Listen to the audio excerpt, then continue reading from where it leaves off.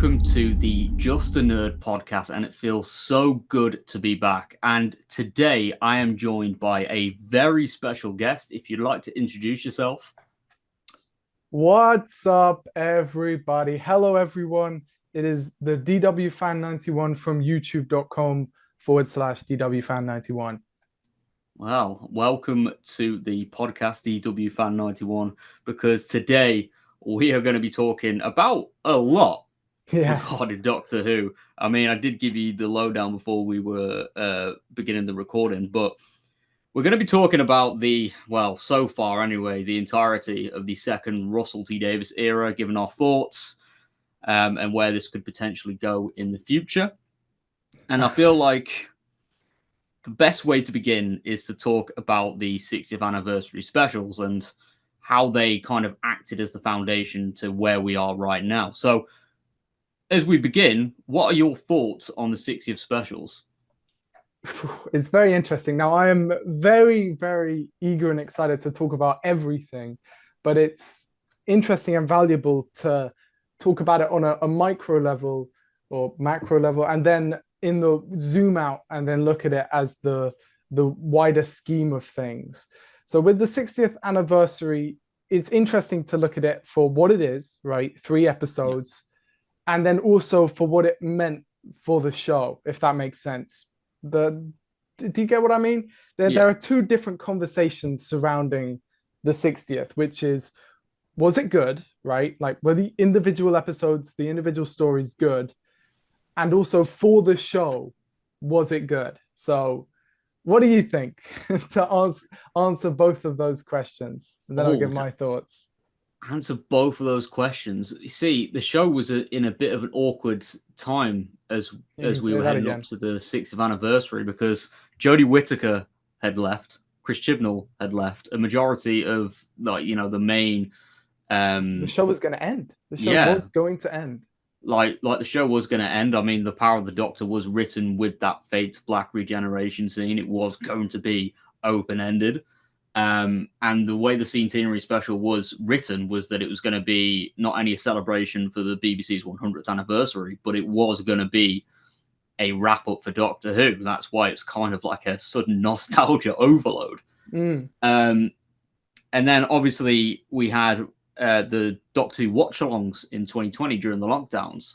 That was kind of the reason why we've got Russell T Davies back, because he did, I think it was for The Runaway Bride, where they did the tweet-alongs with David Tennant and Catherine Tate. Yep. Which, is responsible for the reason why we're here today, I guess. Well, the story gets a bit muddled, because that's what I presumed as well. And if you would listen to some of Russell Davies' interviews, he said it was Catherine Tate's idea. But that isn't the case, right? Because we know that he has to have been in talks with them before that. Yeah. Because the reason that David Tennant and Catherine Tate came back is because Ncuti Gatwa wasn't available to film.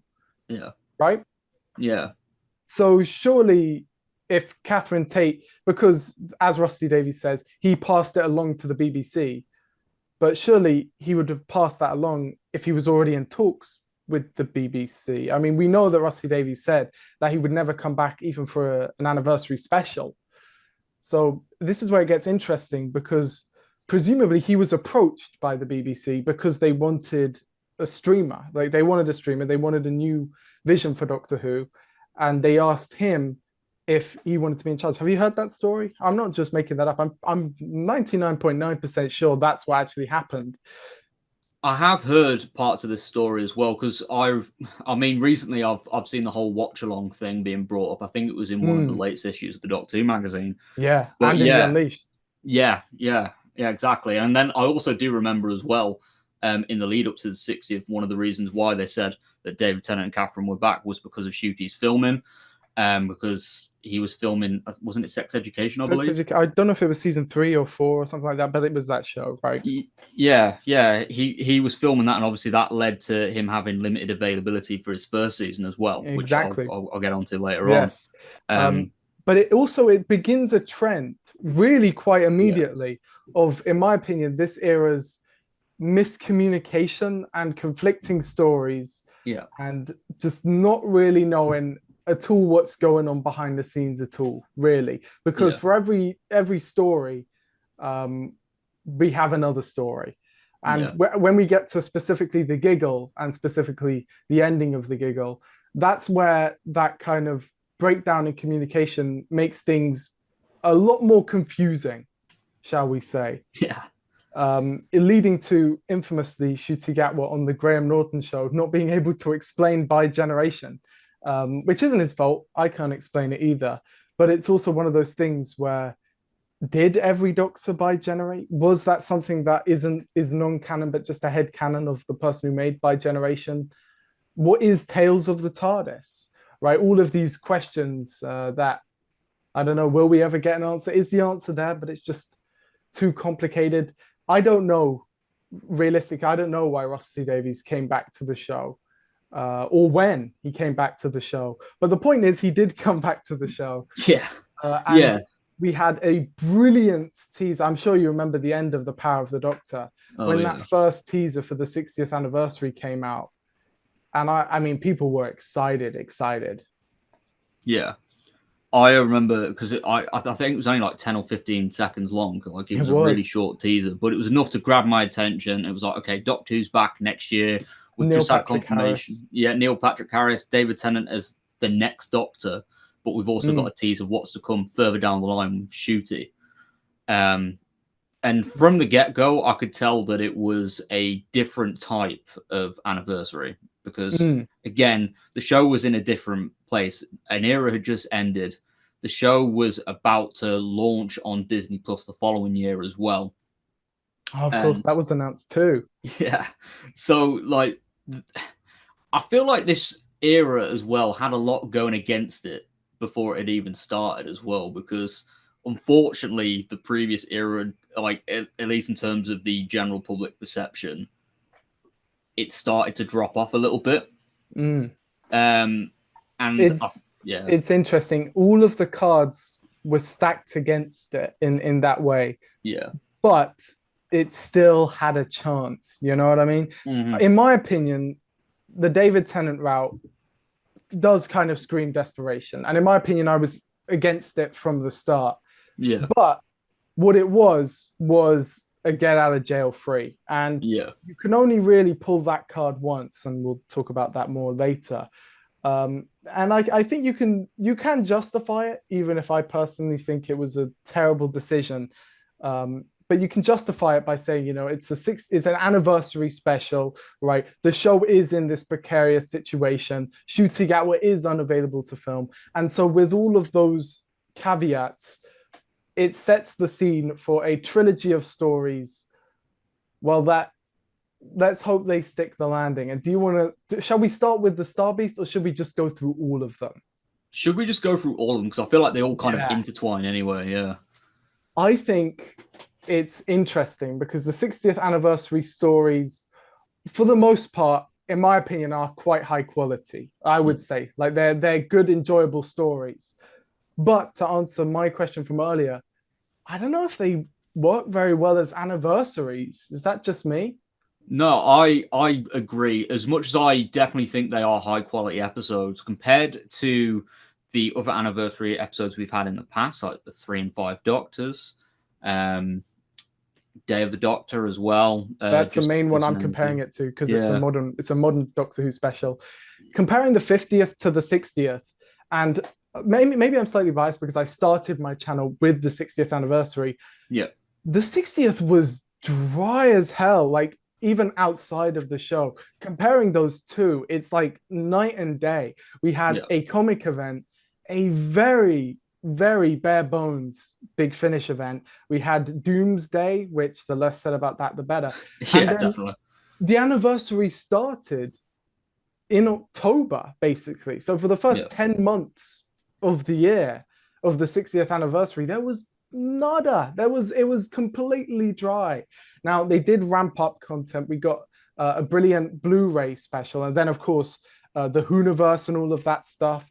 But it was very interesting, you know, going through summer like the time we were now 2 years ago, and like, when are they going to release like a trailer or something? Because by this point we only had title reveal and the Christmas Day trailer, which was very interesting. And then we get to the 60th anniversary specials, and there is no Matt Smith, there is no Peter Capaldi, all of this stuff, which, I mean, is there going to be a chance to see them come back to the show ever again? Was the 60th that shot? And we kind of missed it. It's interesting because you're comparing the stories we have with stories that could have been. And we don't know if they were shot down for legitimate reasons or they were just never considered or anything really. And I do think comparison is the thief of joy. But when you compare even the best 60th special, which in my opinion is World Blue Yonder, to Day of the Doctor, I don't know. I feel like it's no comparison. Day of the Doctor is an anniversary special. Like that is an amazing story, and I've always loved it. I suppose someone could make the argument that World Blue Yonder, like as a script, is tighter, but Day of the Doctor as a story is just so exhilarating and more exciting. It's interesting. What would you say is your favorite of those specials? The favorite of the three specials, I would definitely say, I'd agree with you, to be fair, the Wild Blue Yonder. Yeah, it's very good. Yeah, because it was a bit more of an experiment for Doctor Who. It was like it was a two-hander for the most part, and it definitely, for me, sold the fact that Russell can still write Doctor Who. And it's so character focused and character driven, and there's a great sense of fear and tension, and there's a great pacing to it that I'm not going to say is like absent from every Jodie Whittaker story, but if you look at Flux and then you look at Wild Blue Yonder, you can tell that it is something that us as an audience have been wanting. There's someone who loved Flux, and I love Evil of the Daleks, and I love Power of the Doctor, but they're not that type of Doctor Who story, you know. Haunting of Villa Diodati, which by that point was 3 years old and is now 5 years old, was really the last of those stories that we'd seen. Those big gaps in the Jodie Whittaker era and the fact that there were short series as well really led to that fact where it just felt like it'd been so long. I will say, though, I think the Star Beast was a bit of a misfire for me. I remember not really enjoying that one. I enjoy it more now, but when it came out, I don't know. For me, I'm kind of the opposite. I really enjoyed it when it came out, and I was lucky enough to go to an early screening for it and actually met Russell. Yeah. Oh my God, that's incredible. Yeah, it was such a joyous event, and it was nice to experience it with like a few Doctor Who fans as well, and it was on the big screen, so seeing Doctor Who in that capacity, for the most part, is really good. But I found myself disliking it a little bit more after the specials had all aired, and I was just like, I don't know. I just felt like it feels like we could have. It feels like a story that exists only to get rid of the meta crisis. You know what I mean? Yeah. It's like once this is done, we can have some real fun, and it's like, well, we could have just skipped all this. So I will say, when I first watched it, I watched it with my dad and my brother, and we had a great time, right? It was actually a very enjoyable watching experience. It is always so much more enjoyable watching it with someone, you know, or with an audience, right? But I remember just being really disappointed, not even necessarily because I was like, oh, this is really bad, but because I felt like after, as we said, you know, Doctor Who had been in the eyes of the public, I was never a Jodie Whittaker disliker, but in the eyes of the public, it's just undeniable that a lot of people tuned out, right? Yeah, definitely. It really needed to hit home and hit for 100. And in my opinion, it did kind of miss the mark, which is why when Wild Blue Yonder came out, I was like, yes, we did it. We got it. More of this, which I suppose now there's only one special left, right? The Giggle. Yeah. What do you think of that one? Oh, the Giggle, yeah. So that's another thing. When I was sat there watching the Star Beast at that screening, and I remember like a couple months prior, there was that infamous Reddit leak. Oh, really? Which, yeah. I must have missed that one. So the leak basically contained like several plot points from the Star Beast, such as like the meta crisis thing being basically swept under the rug, being breezed over. No returning doctors, but the main focus was the whole bi-generation, and I thought it sounded like really stupid. Like, I was like, no, surely not. And oh yeah, the other thing about the post, it said something about like the aftermath of Flux was going to be addressed in one of the specials. I was like, okay, I could maybe see that, but I can't believe all of that got leaked. Oh my yeah, goodness. it did. I mean, it was kind of the precursor to what we got For this season two, yeah. Which I didn't even know that all of that stuff was leaked, so I was spoiled without my my permission, really, because I thought it was just like theories, especially with the well. The well was the main one where it's like, okay, I would have rather not have known that because everyone was just saying it as a theory. Like after the trailer came out, everyone was saying, "Oh, the well's going to be a sequel." Like that's a theory. And I was like, "Oh, that's such a great theory." Oh yeah, I see it. And then in the title reveal, it switches to midnight, and I'm like, "Oh wow, this is brilliant! What a great fan theory thing." And then like 5 weeks later or so, I figure out, oh, it was just leaked, and it's like, oh yeah. But what is it with by generation? I remember hearing rumblings about that beforehand, but I don't think it was like fully spoiled for me. You know what I mean? Like there were just kind of hints and teasers of it going around. And I think, as you say, it isn't as bad as people feared it would be or speculated it to be. Definitely. I mean, the way it was executed, it was a lot better than what I originally read, and that's from when I watched the Starbeast for the first time, and those parts of that leak were matching up. I was like, oh no! And to be honest, I was dreading it. Yeah, like it's that sort of like sudden dread, a little bit. But going into the giggle, I absolutely enjoyed it. It was kind of like your traditional RTD finale where the world's ending, but you know the Doctor's kind of taken a commanding stance a little bit. Yeah, I agree. It's just so much fun. It really does have that classic RTD feel, like finale feel to it. Definitely. It's kind of like the end of the world, but the 14th Doctor, in my opinion, is at his peak here because he's taking command. Yeah, he's so many great moments. Yeah. And whilst, there's like a fair bit of exposition at the beginning to explain the effects of the giggle, I do feel like it's not too bloated, it's not too in your face, and it's just kind of sped up to get the audiences up to speed on obviously who the toymaker is and obviously what the plot device is of the episode, which is I forgot the name of the puppet now. Stooky Bill. And of course, Bill, the toymaker is such a good villain, like an era-defining villain, I would say. Genuinely just, and the giggle is probably one of the most kind of iconic bits of this new era. Like it really, it's because it's such a simple thing, but it's also so effective, you know. And I can imagine a lot of kids getting scared by that, but it's also really cool. One of my favorite moments, don't worry, I'm not going to skip ahead to the season 2 finale, but in Wishworld, when they showed that baby and it did the giggle, that was one of my highlights of that story because it's just such a kind of iconic piece. And especially going back to this story now after watching all of these, it really is quite strong and foreboding, and damn, his performance is just one for the ages. That opening scene in the rain especially, it's just mwah. Yeah, definitely. Absolutely phenomenal. And honestly, the giggle, for me, up there almost at Wild Blue Yonder, like right neck and neck for me, really. Yeah, it is such a really strong finale. And again, it is proof that Russell can still write good Doctor Who. Like, he really definitely can. He definitely can. He's written, I mean, I'm a big fan of this era. I've loved basically about 90 to 95% of it. I would say that I've like downright really enjoyed. Like not just liked, but like really enjoyed. There are some moments of it, even in this episode, where I really don't enjoy it. I guess it's a personal thing, but I am like so against that final scene in the garden. Like it really, it's like it kind of goes against all of like my ideas of what Doctor Who should be and like what the character of the Doctor is, and especially David Tennant's Doctor, who's always going on about how much he'd hate to settle down and live on Earth and how awful it would be.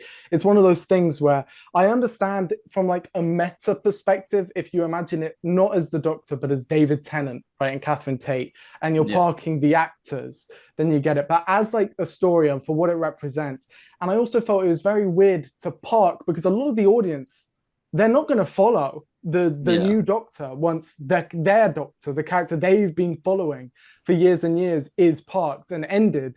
there isn't really that push to keep going, because that's what regeneration is, right? And I feel like by generation, the scene where it happens and the sequence with the toy maker isn't the problem, because that's thrilling and exhilarating and has all that energy.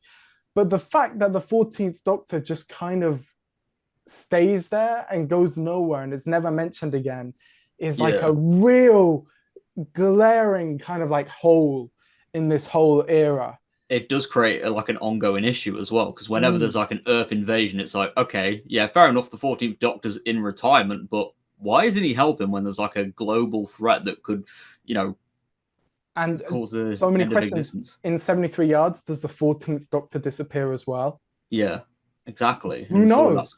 And it's one of those things where it just keeps, at the back of your head, right? You keep thinking it, and it's like, well, go away. But at the same time, it's not our fault, right? Like, it's not the audience fault for being invested in the David Tennant's Doctor, right? Like, he is the kind of superstar. I mean, every Doctor Who fan goes through that phase. It's like a teenage phase where it's like, actually, I think David Tennant Doctor's overrated. But everyone kind of gets over that as well and can more or less admit he's bloody brilliant, and we all love him, right? Yeah.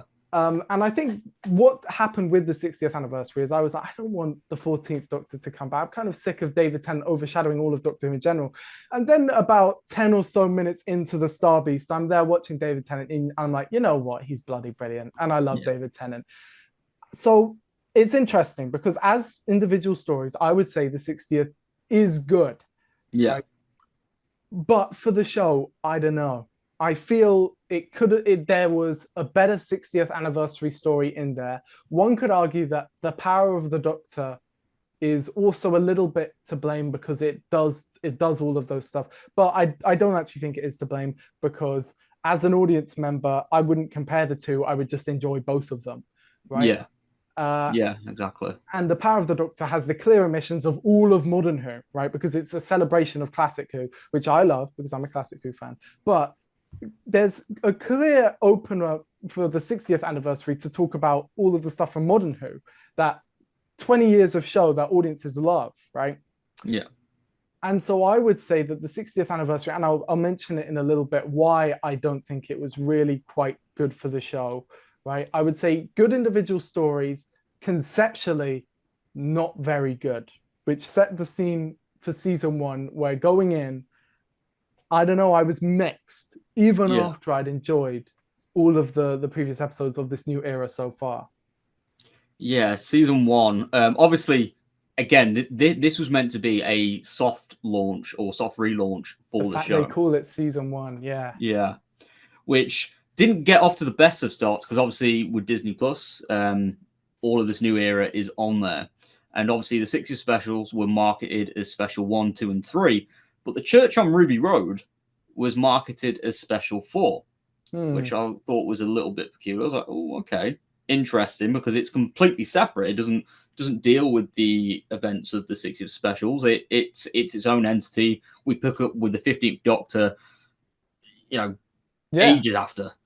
And originally, I'm not sure if you were aware of this, but season 1 was meant to air, I think, in January. Yeah, I don't know if that was for certain, but I was under the impression that was the original plan. I think Russell stated in a Doctor Who magazine last year that makes so much sense. Which is why Space Babies takes place so far after, and why Church on Ruby Road is kind of the real episode 1 of that season. I think calling it season 1 and also airing it at midnight are kind of the real main problems here. Because if you look at the actual episodes, and of course we're going to talk about that, I think they're all really damn good. But again, similarly to the 60th anniversary, there's this gap between episode quality and good for the show.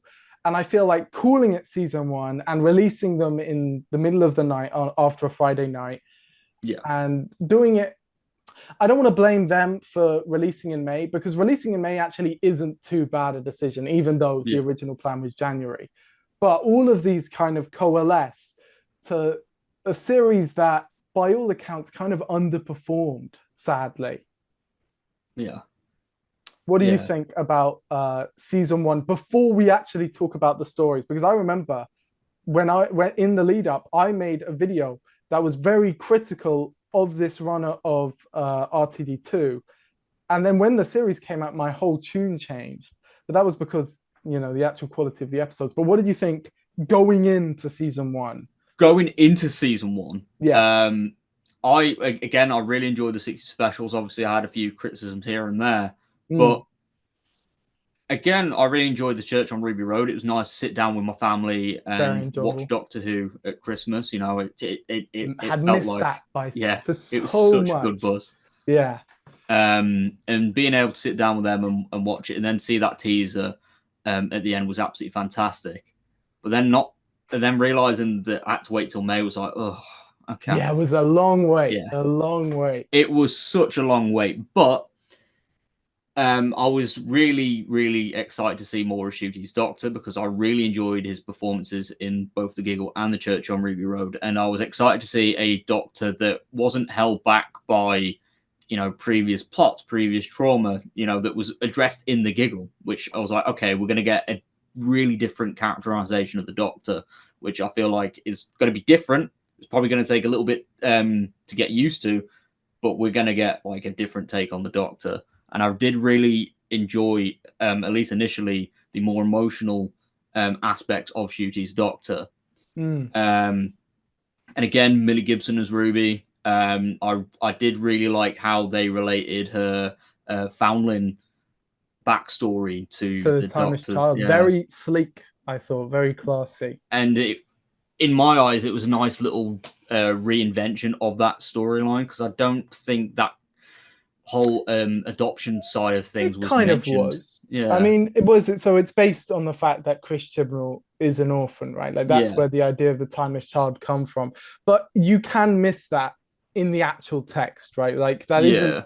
So it's like what it is it's honing in on the emotion of what the story was meant to evoke. You know what I mean? Yeah. So it's kind of like ignoring all of the sci-fi backstory stuff, which is just a bunch of exposition, really. Yeah. And focusing on how it makes the characters and by extension the audience feel, which is, I would say, what's the word? I want to give him a thumbs up and a hearty round of applause for that. Plaudable. That's the word I was looking for. Right. Very impressive. And I wouldn't say the Church on Ruby Road is like contender for the best of all time, but for a Christmas special, it's a bunch of fun, right? And you've got these goblins, you've got a nice little song, you've got some great set pieces, especially the one at the end, and the main stars are Ncuti Gatwa and Millie Gibson, who even in a story that isn't like the best to say, it's not like heaven sent or whatever. It's not meant to be. It's not trying to be. It's just meant to be a showcase. These are our new characters, and this is going to be the ride. And I thought that was very enjoyable. Yeah, definitely. And I feel like as well for a Christmas special, it does kind of, I guess, hit home with like some of its like core themes as well. Because Doctor Who, again, like I know that was the intention with the original Timeless Child story arc, but kind of hitting home with the themes of like feeling lost and not knowing who you really are, where you're from, but also highlighting, like how family, no matter how that family's formed, is still family. And I just feel like having that relatability is kind of where Doctor Who excels, if that makes sense. Yeah, the meeting of the ordinary and extraordinary. Yeah, and the domestic definitely. And the supernatural and all of that. Yeah. What do you think of the idea of what? How would you describe them? More fantastical villains, so characters like the Toy Maker, the Maestro, the Goblins, all of that. Because I know that was a big issue for some people. I mean, I thought they were pretty cool. Yeah, definitely. I mean, if I were to kind of look at it from the whole Pantheon story arc, which I know is slightly different, but originally, I really did enjoy seeing like more fantasy, more supernatural villains, because it's something that Doctor Who hasn't really dived too deep in before. Which I love it when Doctor Who tries things different, and it's nice to experiment because that's how the show survived for so long. However, I do feel like the overall Pantheon story arc, which has kind of fizzled out, didn't it? Yeah, it's kind of fizzled out, and I feel like it's kind of tripped over itself a little bit in terms of like who's actually part of the Pantheon or not. Because realistically, Mrs. Flood should have been part of the Pantheon. They were definitely setting that up. I mean, especially in the finale to this, where she's talking about, you know, invading heaven and all of that. Yeah. But we'll get into all of that, I suppose. Yeah. I think we should just dive straight first into Space Babies then, right? If we've talked about 2023, 2024. Yeah, What did you think? What did you think? I'll say what an opener. I mean, I wouldn't say it's the strongest opener in my opinion, but again, it's a really good follow up to the Church on Ruby Road because again, I really loved it. I thought it was lots of fun. I again thought it was really fun. Obviously, again, it's not like the strongest episode of Doctor Who, but by all means, it's certainly not the strongest of this era. But this is where I wish it did air like really like closely following the Church on Ruby Road, because it does continue that story of family and, you know, no matter where you've come from and that, like, you are still important. Like, I think a lot of people miss that, is that the thematic connection to between this episode and the previous is like really quite massive. Almost as if they're part one and part two. They're not, but it is, you're meant to watch it with the context of the last episode. Right? And that's why it is about space babies. I see a lot of people saying, it's like, oh, why is it about babies? And it's like, well, because that's what the Church and Ruby Road was kind of building up to. You know what I mean? And I think overall, it makes more sense when you view it as the Church on Ruby Road is the equivalent to Rose from 2005. This is the equivalent to End of the World. And then the next episode is the equivalent to The Unquiet Dead. Or if you want to view it as series 2, the Church on Ruby Road is like the Christmas Invasion. This one is like New Earth. And then the next episode is like Tooth and Claw, right? Because it's a proven formula, and that's what Russell T Davies is kind of going for, right?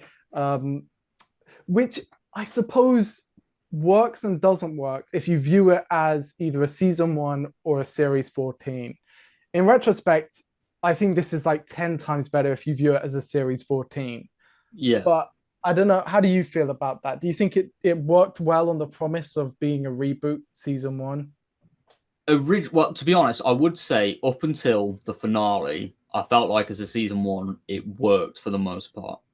And it was enough to get people, or at least casual audiences, invested in the Doctor, or at least Ncuti's Doctor, and the storylines that originally set out. So, like, who's Ruby's mother, and also a potential link to the Doctor's past as well. And I feel like, that's enough to warrant it being a soft relaunch.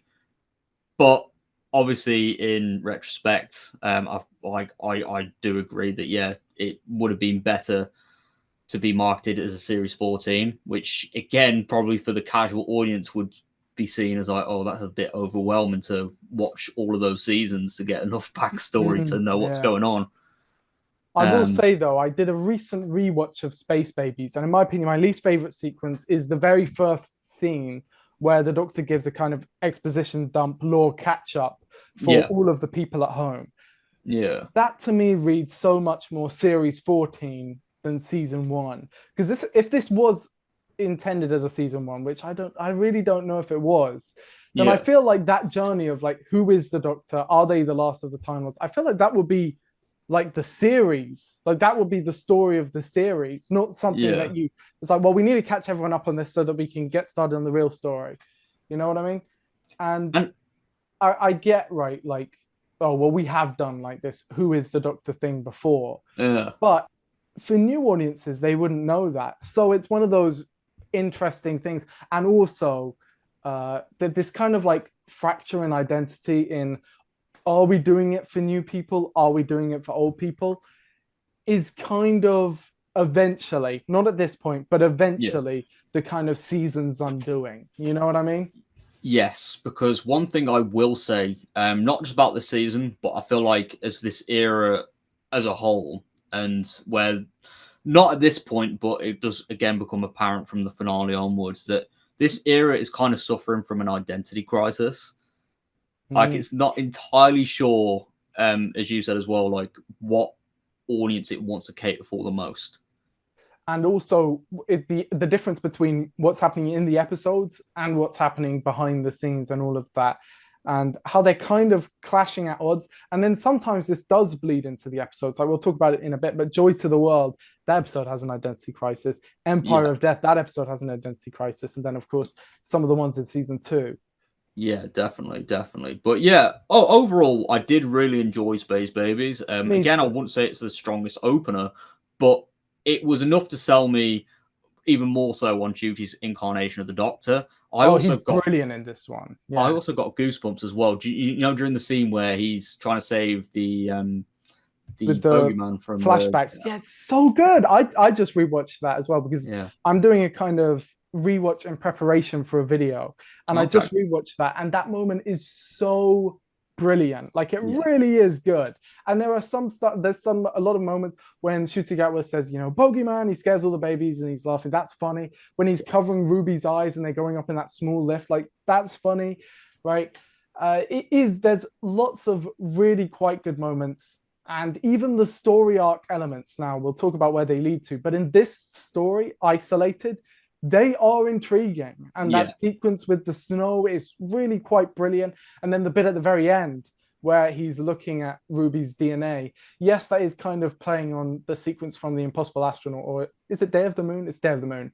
Yeah. With Amy. But still very good, very interesting. And I remember watching it and being like, well, I'm in again, you know, in for another series of Doctor Who. They've got me. I want to know the answers to these questions, which after the 60th anniversary had given us, I think 11 was the final count of mystery box teasers. Yes. Yeah, it was quite a bit. One of those things where, I mean, I complained about it at the time and I will complain about it now. I don't like these mystery boxes. I genuinely don't. And I haven't for the longest time. Yeah. But that won't stop me for falling for them occasionally, you know, the Fell for It Again award. But I will say, you know, Space Babies, in my opinion, thumbs up. But that brings us to the story that released in the same night as well.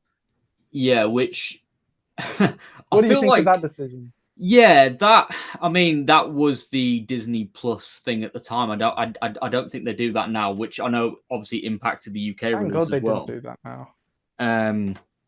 It would have been terrible if we had one less week of Doctor Who. Yeah, it certainly would, especially with this current climate we're in as well with Doctor Who at the moment. But Space Babies and the Devil's Call, when it was announced that they were doing that, I thought it was going to be a loose 2-parter or something. Yeah. But then there was a massive time jump. Do you want to know my theory on this? Right. Yeah, go on. I think Rogue was meant to be episode 2. And I think The Devil's Cord was meant to release in the same slot, because I'm pretty sure that outside of the finale, the only episodes that released in, did they say June or July? Whatever it is, that month, the only stories that released were Rogue and the 2-parter, right? Yeah. And they specifically said that month. So it's a 6-month gap in universe. Yeah. But if we're ignoring Russell T Davies' temporal displacement gobbledygook explanation, that is clearly not meant to be taken too seriously, right? I think it was meant to be later in the series, and like the actual intended order is it's meant to go Space Babies, then Rogue, and then Boom. And that's why Ruby mentions Space Babies only in Rogue. And that's why in Boom, even though it's been 6 months, it's still her first alien planet. That's my theory, right? That's a really good theory, to fail, and I can easily get behind that. I'm just curious on why the release order might have changed. I think it's because they wanted a very strong opener, and The Devil's Cord is one of the best of the series. Yeah, right? Definitely. And again, like a lot of the plot elements that's used in The Devil's Cord, like, you know, seeing the Beatles, reintroducing the Pantheon, which sets up the finale and all of that, right? Yeah. And out of the two, I mean, yeah, there was that tease at the end of Space Babies, but I feel like The Devil's Cord is, out of all of the episodes in the season, it's very story arc based, because obviously you've got the Ruby song, which I still don't really know what that means. Yeah, I still remember. I still think it's a great episode, though. Yeah, really, I genuinely do. I know within the fandom it's mixed, because whenever I talk about it positively, I get a lot of people saying that it's really bad. But I don't know, I really enjoyed this one. I get the complaints, especially with the ending, but that was because it was 2 in the morning, and so I couldn't really deal with a really bright and vibrant dance sequence. But I don't know, maybe it's because I really like his outfits and the setting Yeah. of Abbey Road. I really enjoyed that one, The Devil's Chord. Yeah, and also as well, it's like during the 60s, it's like Yeah. a really important year for music as well. So using that as like a backdrop as well and having like the God of Music. I understand people being upset there aren't Beatles songs in it, but it was just never going to happen. I mean, they're Yeah. so expensive. They're like famously like the most expensive songs to use. Yeah. Yeah, exactly. And I feel like from the way the final cut of the episode played out, there was a nice workaround with it.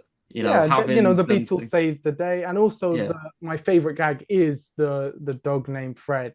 Like, yeah, the fake out that all the music is terrible. It's so funny, right? Like I went back and rewatched that one, and that is just still such a funny moment. yeah, And it really does definitely. feel like the Doctor and Ruby are like this defined pairing. I understand a lot of people are talking, there isn't a lot of character growth there, but I think that's because they're meant to be a really like definitive TARDIS team, as in Yeah. they can be in all like the merchandise and expanded universe and all of that. Maybe I'm thinking about it more from like a classic Who point of view, where companions would just stick around forever and kind of just be on everything and in everything and in all the comics and all the books and all the annuals and stuff like that. But I viewed Ruby as being more of that kind of like definitive, normal, staple companion. You know what I mean? Kind of Yeah. like Rose, kind of like Clara, kind of like Amy in that way. You know what I mean? Yeah, definitely, definitely, yeah. And I feel like this episode does highlight that strong dynamic between Shooty and Millie. Um, and yeah, there's so much going on in this episode. Like looking back at it, because There we is. had the reveal of the Maestro being the offspring of the toy maker, and there was that hint towards the whole family dynamic there. Again, bringing that up as well The as an hint ongoing towards theme. Sutek with the Pyramids of Mars homage. I Yeah, love the visuals of this episode. So I love the imagery of her coming out of the piano, like the claws and all of that. But yeah, also when they're in this post-apocalyptic wasteland and then it turns to a stage. I mean, that's just so beautiful in my opinion. Like genuinely, really quite stylish and well done. And um, you know what I mean? Like realistically, I know that they're just in a studio and then the post-apocalyptic thing was added in post. But I still think it works really well and the effect is there. And it is really quite like a classic Doctor Who story in that way, where they would show these events. And I know that's because it is literally harkening back to a classic Doctor Who story, but still, and it's got a great pace to it, and the yeah, set pieces naturally flow from one to the other. There is one complaint though, and this was the first time. I think maybe you'd agree, maybe you wouldn't. There's this moment where they're running from they've just escaped the Maestro, yeah, and Ruby says, "You never run," and then the Doctor has this kind of small bit of a breakdown moment. yeah, And I think it's very odd to put that in episode 2 yeah, because I mean, a lot of people have pointed out, right? He ran in the last episode, and the Doctor kind of all he does is run. But I think it's the first time with Ncuti Gatwa's Doctor that I realized, oh, he's going to be crying every episode. yes, yeah, And also, it's one of those things where before the crying came from really powerful emotions such as the loss and grief and even love, which I think are kind of healthy ways of crying. But here, this is a tears that came from fear, yeah, which, in my opinion, shows a kind of lack of emotional control. And it kind of just makes him look a bit of a wimp, really, which is the complete opposite of what they should be doing, which yeah, is crazy because in the next episode, boom, he's at his most emotional. And yet I don't think he comes across that way at all, right? I think there's something about it, right? Like he's just been in this scary situation with a monster, and then the doctor's crying. I don't know. It is a really so I was taking notes in my last rewatch, and I thought that's very odd that they would have that moment. No other doctor really has that moment because it's not really in the doctor's character to be that that afraid of a monster in the way where they just kind of have to sit down quietly and start crying. I mean, heaven sent, that's the Doctor's literal biggest fear, the veil. It would be, in my opinion, it would be a lot less compelling if he did, start crying, which is weird because in that episode he does cry, but it's from grief. You know what I mean? There's a difference between, it's like, oh my goodness, this monster's coming to get me. I'm really scared, so I'll cry. And my best friend is gone, and I'm in this torture torment. And actually, running around in circles is the bit where he's in his element. But the fact that he has no one to talk to while doing it is what makes him break down and cry in loneliness. And I don't know, it was one of those things where I started realizing, is he going to cry in every episode because it's actually appropriate and fitting for him to cry? Or do they just want to give him a label of he's the emotional doctor, so we're going to make him cry in every episode as a kind of, like, well, he's got to, because this is like his thing. Like, the doctor says Alonzi, the doctor says Hadiyama, this doctor cries. You know what I mean? Yeah, it's definitely become a staple or a key point to Ncuti's characterization as the Doctor, because the crying did become really consistent throughout a lot. Well, I think it was all of the episodes, weren't it? Yeah, so it's in every episode apart from 73 yards. Yeah, I'm pretty sure. Because he's not really in that one. Yeah. But it's one of those things where you just think it takes away from when it really is powerful. But say like the robot revolution, right? That was another one where people were calling out saying, I don't know why he's crying. From the Doctor's perspective, he just lost someone he really cared about. Yes. And it's kind of like a moment quickly to himself to get the emotion out so that then he can concentrate on something else. And there, I think that works. Yeah. But the fact that he's done it so many times before then, I can't really say, oh my goodness, that moment really got to me, because I've been desensitized to it. Right, I've seen it happen too many times to really feel it when it matters. Yeah, and you know what? I feel the exact same. And again, this is skipping forward just a little bit, but during the well, where obviously it's sequel to Midnight, and the fact that the Doctor's absolutely terrified, because he realizes that yes, it's the Midnight entity, and he starts to hear it whisper, and we see that the tears falling down his face because he's absolutely terrified. That's kind of mirroring Tennant's betrayal during Midnight. Yes, but it doesn't really land as much as when it did with David Tennant, because David Tennant had only cried 3 times on screen by that point. Sure. Right? It was more spread out, much more spread out, yes. And also David Tennant's tears and Ncuti Gatwa's tears in that moment came more from like just forcing his body to the absolute limit. So David Tennant, his whole face, he's like struggling to stay in control, but he's completely lost control. And that's why it's so powerful, that fear of possession, right? In the audience is evoked in that performance. Whereas, and it's the same with Ncuti Gatwa's, but it doesn't land quite as much because we've already seen him do it too many times. You know what I mean? Yeah, definitely. But what did you think of Boom? Boom! Yes, Boom. Stephen Moffat's return to the absolute Whoniverse. Peak, in my opinion. Yeah, genuinely like near 9 or 10 out of 10 episode for me. Genuinely amazing. Absolutely, it was a really good, fast-paced episode. Whilst we didn't really move, if that makes sense. Like again, there was a lot going on, but I felt like we had that typical Moffat characterization that kind of just balanced everything out. We have the usual Moffat elements. Brilliant lines, so many funny moments.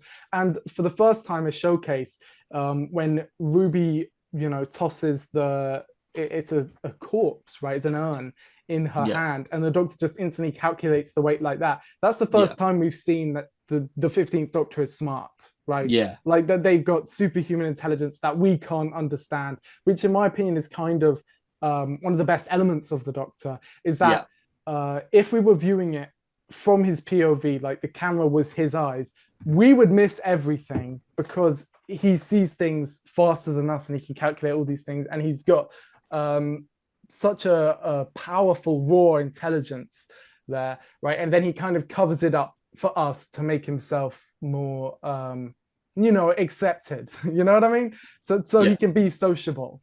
right? And then some doctors bother less with that than others. So say like the first, the 12th, and the 6th Doctor, they don't bother so much about, hiding themselves or censoring themselves, or really bothering to like be kind, not be kind, but be considerate about the fact that they're obviously the smartest person in the room, right? They just let everyone know without worrying if it makes them feel like an idiot. Whereas the 15th Doctor, it shows that he's really thinking, right? And he's really thinking all the time, and he's really tuned in, but he doesn't tell anyone, doesn't hide it, because he knows that that would be kind of alienating to the humans who he hangs around with. It's just so brilliant. The nuance in one line. I talked all about that, but for one line, this episode is just tremendous. And it was at this point where I was like, yeah, this season's an all-timer for me, right? Yeah. Just so quite absolutely brilliant. And then they hit you with 73 yards. Yeah, 73 yards. Whilst, again, I did enjoy it, but it kind of felt like I got a bit of like tonal whiplash a little bit, because it was so apparent that this was from when Ncuti wasn't available, which again does bleed over into Dot and Bubble, which was the next episode, if I remember correctly. Yep, you're right. Yep. So, and don't get me wrong, this episode does a good job at highlighting the characterization of Ruby Sunday, which, again, I do really enjoy Ruby as a character. But it returns to that idea of good for the show and good for an episode. Yeah, Is it good to have 2 Dr. Lights in a series of 8, even if both of them are very good? Yeah, exactly. What do you think? I mean, you'll probably guess my answer. Well, yeah, I'm certainly not fond of the idea, especially that they're back to back as well. Yeah, I mean, I think that 73 Yards and Dot and Bubble, ironically, are more or less. Boom is a contender, and so is The Devil's Chord, but like they're really up there as some of the best of this era for me. Yeah, but that's just on an episode level. As a series, it's one of those things where it's like, okay, well, if he's not going to be available, I mean, maybe you need to do something else. Obviously, I'm a massive fan of Ncuti Gatwa's Doctor, and I feel like this isn't really controversial to say, but I think Russell T Davies had Ncuti Gatwa in mind, and he wasn't going to go with anyone else, right? And I feel like that's why there were, they made such workarounds for him by doing these Doctor Lights. And I think that is because if you read that audition script, it's almost like Russell Davies saw Sex Education and he was like, oh yeah, I'm just going to do that. And I'm going to get that guy. He's like the most popular character from that show. And that will be the audience for this new Doctor Who. And I think that that's a good plan in theory, but because the show never went to Netflix, it went to Disney Plus. Instead, the audience, he kind of got like the Disney Plus audience, which there is a massive crossover between the Doctor Who audience and the Star Wars and the Marvel audience, right? But they aren't the people who watch Sex Education necessarily. You know what I mean? Yeah, exactly. Because like you could easily brush all sci-fi fans into one category. Yeah, kind of. I mean, maybe. I mean, from like a stereotype standpoint. Very broad brush, like Star Wars, Star Trek, Marvel, Doctor Who, kind of. Yeah. But they are very different entities altogether. Yeah. Because Doctor Who, they are all kind of family orientated in certain aspects. But again, it comes down to the format. It comes down to the themes. Comes down to the execution, right? Like Star Trek and Doctor Who, they had that whole crossover thing, but really they're just incompatible. I understand they're both set in space, but the appeal of one is really just nothing compared to the appeal of the other. I mean, Doctor Who, I would say its appeal is the fact that the worlds are so similar to our own, whereas in Star Trek it's the complete opposite. Yeah, but so with Star Trek and Star Wars, the appeal, at least from my perspective, is the escapism. It's imagining the impossible, whilst there is still, at least from me being more the Star Wars fan and has seen more Star Wars, there's still some realistic tones and story beats. Yeah, especially recently with stuff like Andor, right? Yeah.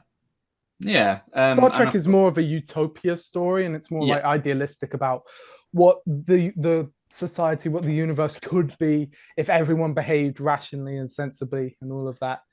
Yeah. It's kind of like a parable in that way. Whereas Yeah. Doctor Who is a lot more, there's a lot more death and there's a lot more kind of brutality. And if you talk about modern Doctor Who specifically, especially that RTD1 era, there's a bit more grittiness. Yes. Whereas with RTD2, it does feel kind of like, and I feel comfortable saying this because Russ Davies said he based it on a lot of this, that kind of modern Star Trek vibe. So shows like Picard and Discovery and all of that. Mm-hmm. And that was why there was that panel of the two of them together, which one can criticize if they wish to. I mean, Yeah. was it, who was the writer that he was with that on that panel? I can't remember the name of the Forget writer his name. on there. Yeah, he's like the head of Star Trek, and he has been. And I was looking through his Wikipedia, and Russ Davies was like, "I've loved everything you've ever written." I was like, "Oh, what's he written then?" And it's like The Amazing Spider-Man 2, The Mummy starring Tom Cruise, and I was like, "Seriously, Russ Davies, you did not know what this guy wrote when you were saying that, man, right?" He wrote Star Trek Into Darkness, The Amazing Spider-Man 2, Cowboys and Aliens, and The Mummy starring 2017, starring Tom Cruise, releasing 2017. And I was like, dang, this guy just be saying stuff. Yeah, that's not the one, Chief. Oh no. Oh, no. Do you remember the Dark Universe? Do you remember that? Yeah. Wasn't The Mummy the only one? The only one. Yeah, the only one. They released the trailer without the audio. Yeah, I still remember that infamous promo shoot that had all the cast that were going to be in these various projects. Oh my god. Never went anywhere. Oh, I love that shit. But what were we even talking about? Which episode were we on? Was it? We were on 73 yards leading into Dot and Bubble because they're kind of, they're both Doctor Light episodes back to back. Both very strong. I believe. Dot and Bubble, especially that ending, but just kind of throughout is, in my opinion, thematically, it's like the strongest of this whole era, right? Like it really gets its message across, and its message is kind of simple. You can literally boil the episode down to bigotry bad, and yet there are so many layers, right? And it's so subtle, and at some points it really is quite over your head with it, but it's in a perfect way, in the way where you have to be at that moment, right? You know what I mean? I think the most like kind of overt line is when there's that random guy who says you'll be contaminated or something like that. And if they'd said that line earlier in the episode, it would have been too obvious, you know what I mean? But because they wait to say it there, you get the full effect of it, plus more so, right? And also just the design work on the monsters is really quite great. Those final shots, the soundtrack is incredible in those moments. And ironically enough, even though it's his first day, it's one of his best performances. Ncuti Gatwa. Oh, yes, it was his first day. Yeah, the first shoot was the canal scene, wasn't it? And just so strong. Just so good. I love that one. Yeah, very strong. And the idea of social media as well. I mean, it's more of a sub-theme, but it's also very relatable. I feel like, you know, these ideas of bubbles and kind of just being absorbed in your phone all the time and stuff like that. I mean, a lot of people were calling out for being boomerish, quote unquote, but I don't know. I thought it was quite fitting, and I felt if it was the only thing the episode was talking about, I would be like, okay, well, you need to develop this a little bit more. But in the context of like what the episode is actually saying, it's just an extra added layer, in my opinion.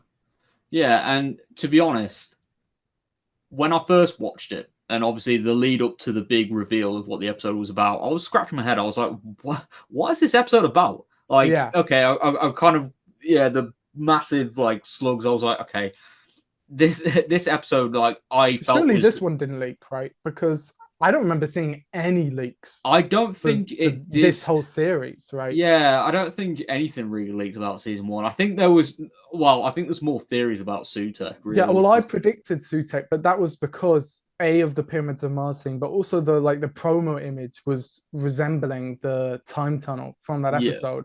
But that wasn't a leak, right? Because I mean, otherwise everyone would have been saying it. You know what I mean? Yeah. I was very proud of that theory that I managed to call it. It was very satisfying from a theorist perspective until it wasn't. You know what I mean? Oh yeah. The until it wasn't being Empire of Death. Yes, which we will get to very shortly. Do you want to move on to Rogue? Yeah, so Rogue. Now, Jonathan Groff as Rogue, the titular character. I So I like Jonathan Groff a yeah lot, but I feel like his character's just a B-Tech Captain Jack. I do. And yeah I thought that at the time, and especially the moment was in Wishworld when I heard his voice, and I did think, and this is genuine, I swear this is the truth. I was like, oh, it's Captain Jack. Oh, wait, no, yeah it's not. It's Rogue. I thought his voice was, I thought it was yeah Captain Jack. I genuinely did. And he looks like that. And also, I don't know, I find it a bit weird that he named himself after a D&D character. And it's said, but at the same time, it's said kind of quietly and in the background enough for that to like go under the wayside. yeah And the episode itself, in my opinion, feels kind of like a stereotypical, almost Tumblr-esque fan fiction story episode, which there's nothing wrong with. It just yeah. means that when I watched it and I was taking notes, I took a small note on the Schalke doctor being there, Oh yeah and then nothing else really. And I didn't even yeah find that very interesting because what can you really talk about? His face was there, yeah. okay? Um, I mean, the villains, the villain is very, very good. The set design is incredible. Oh yeah, The, absolutely fantastic. directorially, it's great. There's some great effects. I like the guy who's like a big blue bird, you Yeah. know him. But outside of that, is there really anything to talk about? It's, in my opinion, not the worst because it's not a bad episode, but just like the least notable of, if not this era, just this series, I would say. Yeah, for me, and again, it kind of suffers of where it falls as well, which I think kind of goes back to what you were talking about earlier. Because when the titles and stuff and all the episode synopses were released, I thought that this was also going to be the lead up to the finale, similar to what we've had in the show's history, at least in the revival. And I was like, okay, cool. Rogue doesn't seem like there's a lot going on, but for normally a secret three-parter, it's largely unconnected until it isn't, which is normally in like the last 10 minutes or so. Yeah. And a lot of this episode was focused on the Doctor and Rogue's blossoming romance of sorts, whilst also dealing with an alien espionage sort of threat going on. But I feel like at the end of it, whilst I again did like seeing Jonathan Groff because I do think he's a really good actor, I wasn't really sold on their romance. Yeah, I mean, Doctor and regular, not companion, but like regular person romance are Yeah, really quite a tightrope. So the yeah, girl in the fireplace is an episode which I personally am not.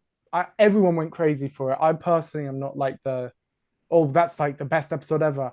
yeah, So I'm kind of Marmite on that episode. And if I Marmite on that one, then I'm going to be Marmite on this one because this one's just worse, right?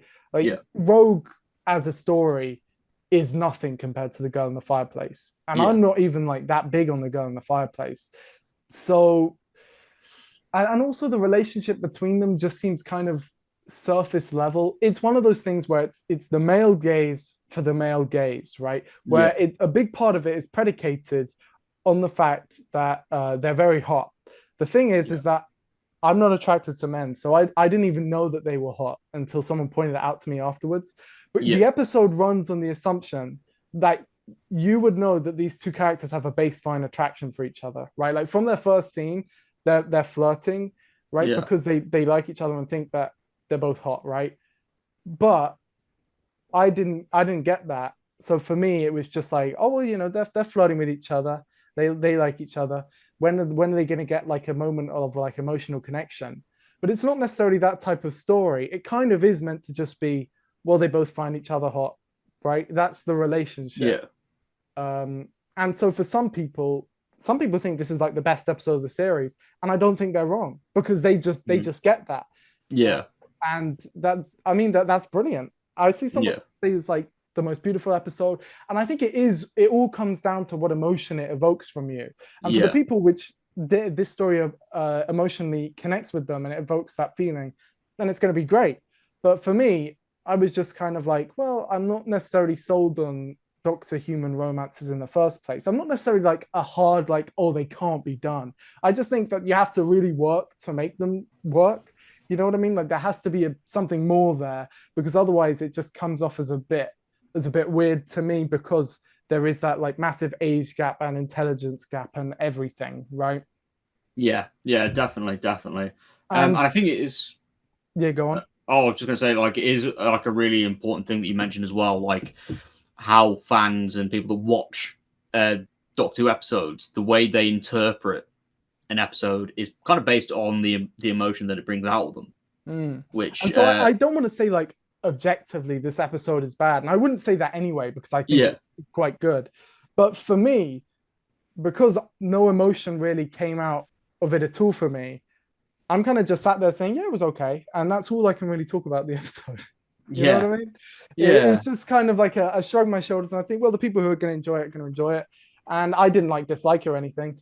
And then we'll move on to the finale. I did also, I'm a little biased because on my YouTube channel with the analytics, with each week, it was like going up and up and up. And Don't Bother, it was like, oh my goodness, it's really high. And then with Vogue, it just went boom, way down again because no one really cared. And then we went up for the finale as well, but it was one of those moments where it was like, oh well, I guess I'm not alone for just being kind of apathetic towards it. They tried to toss us a bone, like my type of fan group with the Schalke Doctor thing, but I mean I'm not really one for clip shows or kind of fan service in that type of way, you know what I mean? If the Schalke Doctor was actually there, like in the background, like, oh my goodness, I would have blown my mind. I'd be like saying, oh my goodness, that was such an incredible moment. Like they brushed past Richard E. Grant and he's on like his own adventure. I mean, that would just be insane to me. That would be like the craziest thing ever. But I'd say that would be create so many theories. Seeing his like face there doesn't really do anything for me. You know what I mean? I do hear your point there, but the finale, yes, the finale, which we may as well talk about in. Let's talk about them as a whole, right? Yeah. I don't hate it. I don't hate it, should I say? That doesn't mean that I am like going out for bat for it, but I don't hate it. Some people say this is like their least favorite of all time. I disagree. I think there are some good parts of it.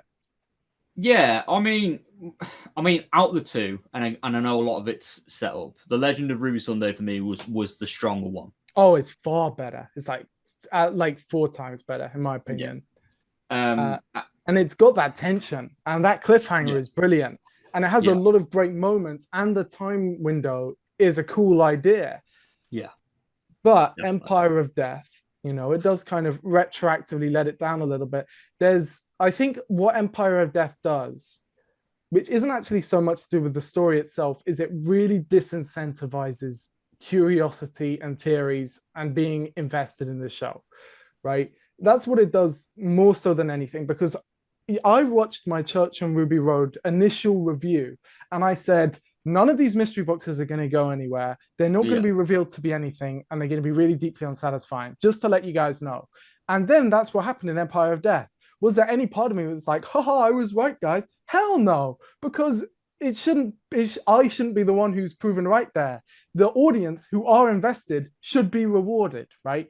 That's what should happen. But instead, there's this fake out, actually, she was just normal all along. And it's like, well, I mean, I suppose that makes sense, right? Like, that's the clear, logical explanation. Like, in real life, right? If someone was like, who is this person's mom? The explanation is probably going to be, well, they're just a regular person, right? But in a sci-fi TV show, Doctor Who, where they've established the snow and all of this stuff, you know, the audience are naturally expecting more. And I also think it really hurts the way that they revealed that it was no one, which is they have this extended like 20-minute long epilogue sequence, which is just so boring. It's like kills the episode's momentum dead, right? Yeah, it really does. Where it literally grinds to a halt. Talking and they're talking about nothing, and it's really boring. And the emotion there, I mean, maybe it'll hit for some people, but for me, it was like, okay, well, when are we going to get to the next bit? When are we going to get to the next bit? And especially considering I was watching it at 1 a.m. in a cinema, right? Yeah, same here.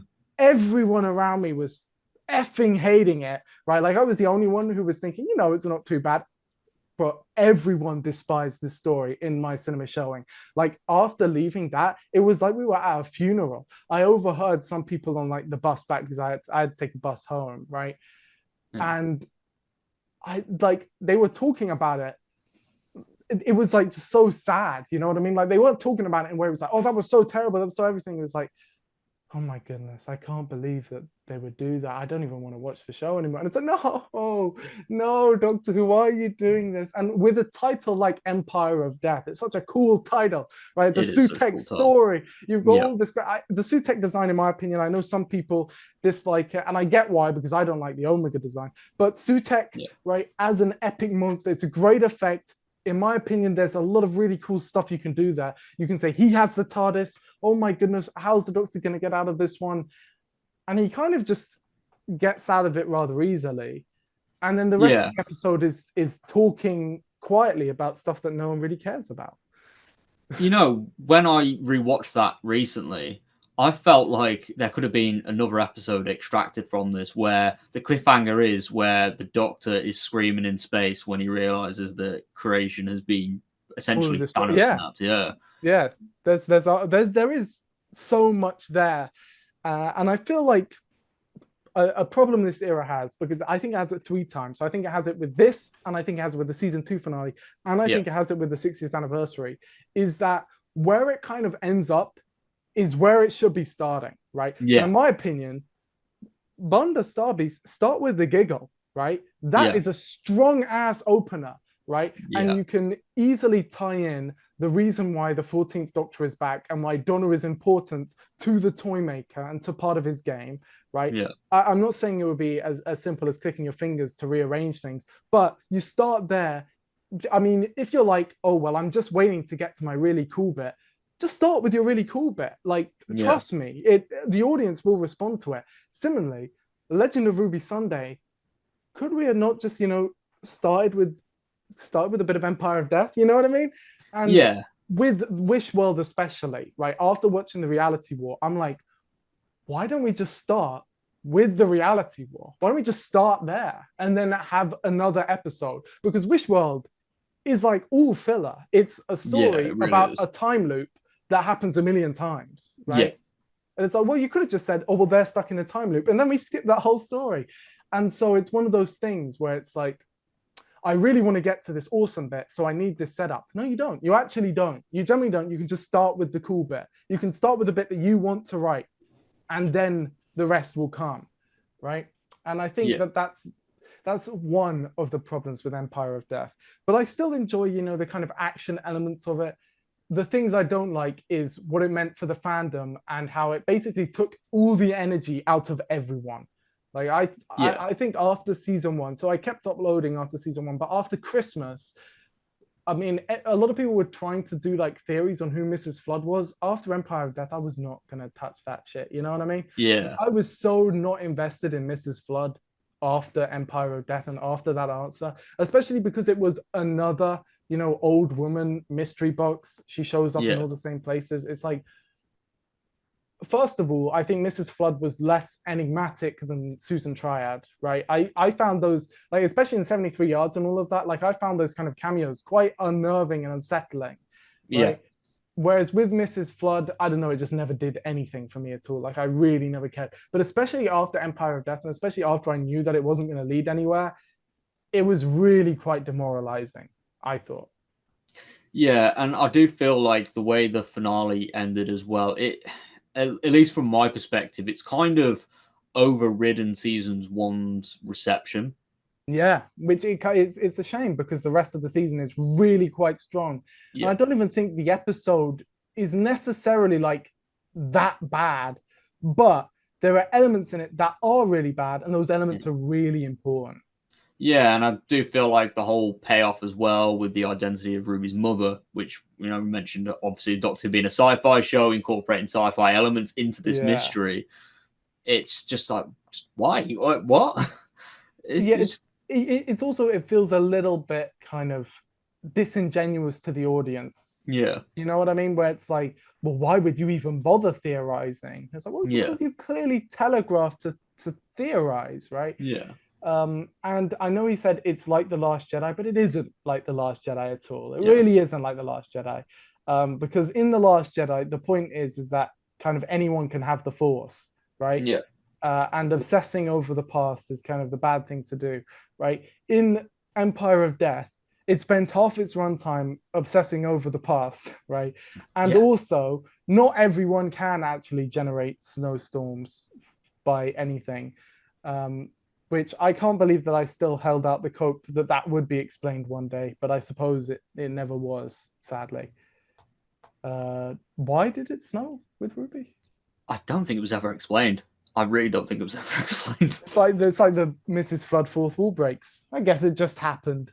Yeah, there we go. And now that's season 1, I suppose. Yep, season 1. There you go. Boom. And I like how us talking about like our conversation mirrors the fanning interaction between each episode. We're like, oh, that was a pretty strong start. Oh wow, what a great bunch of episodes. These were good, but maybe we didn't need the Doctor Lights. Rogue, that one was pretty fun, and the finale is terrible. That you know what I mean? Yeah, it certainly does mirror that interaction. Yeah. Now we're all kind of like burnt out. But I suppose, do you want to talk about Joy to the World or season 2? Which one?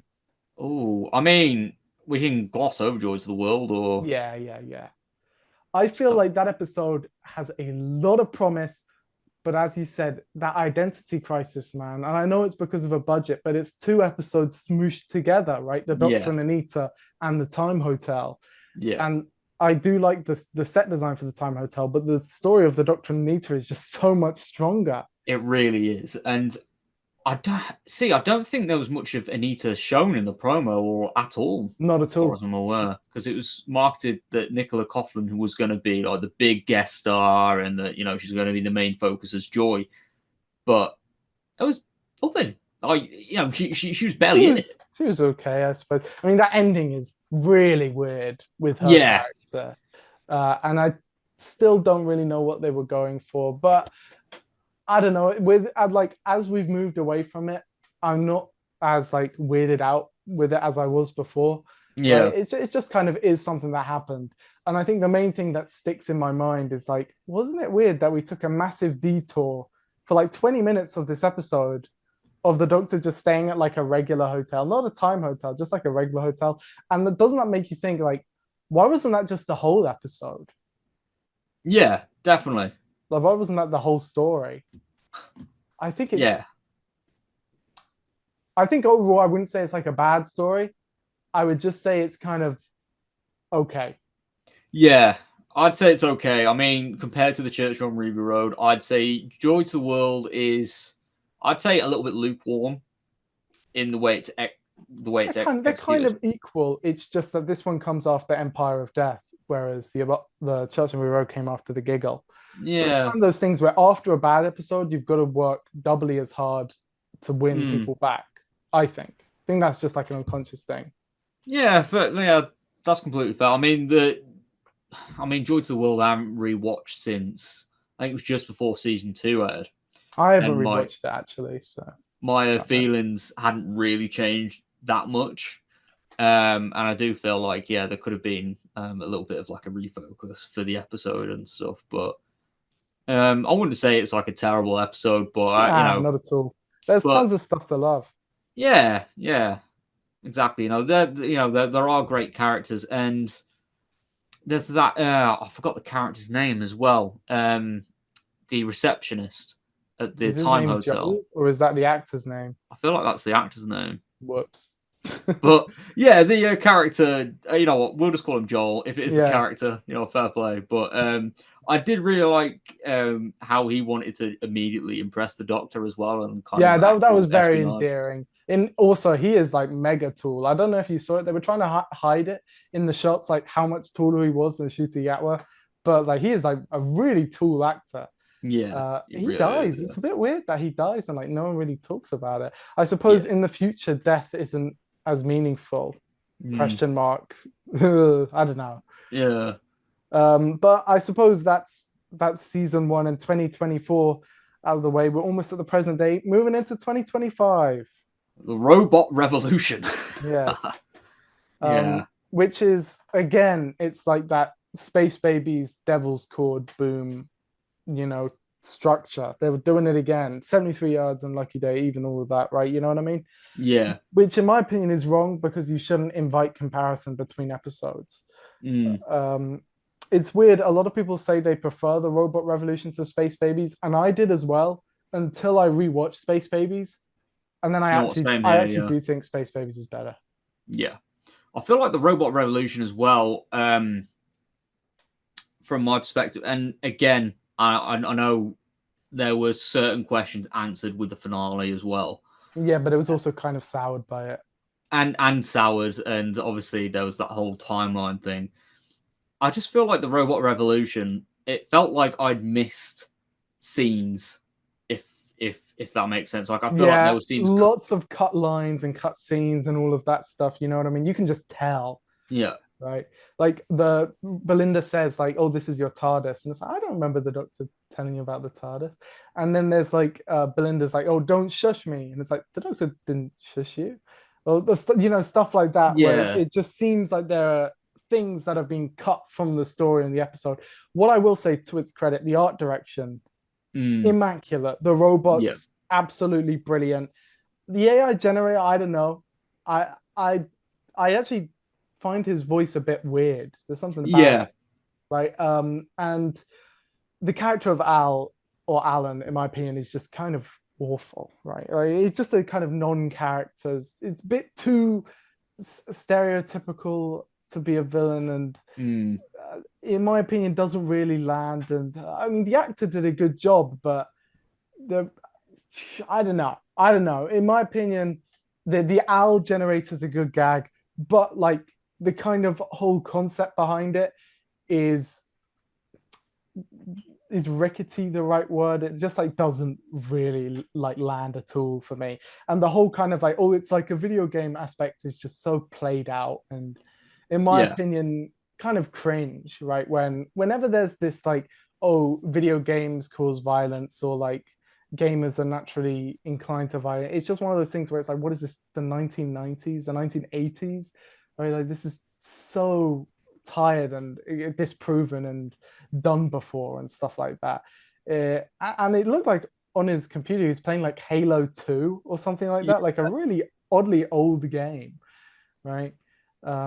Which, I mean, nothing against Halo 2. Halo 2 is a great game, but it's just quite odd, right? Alan as a character is quite odd.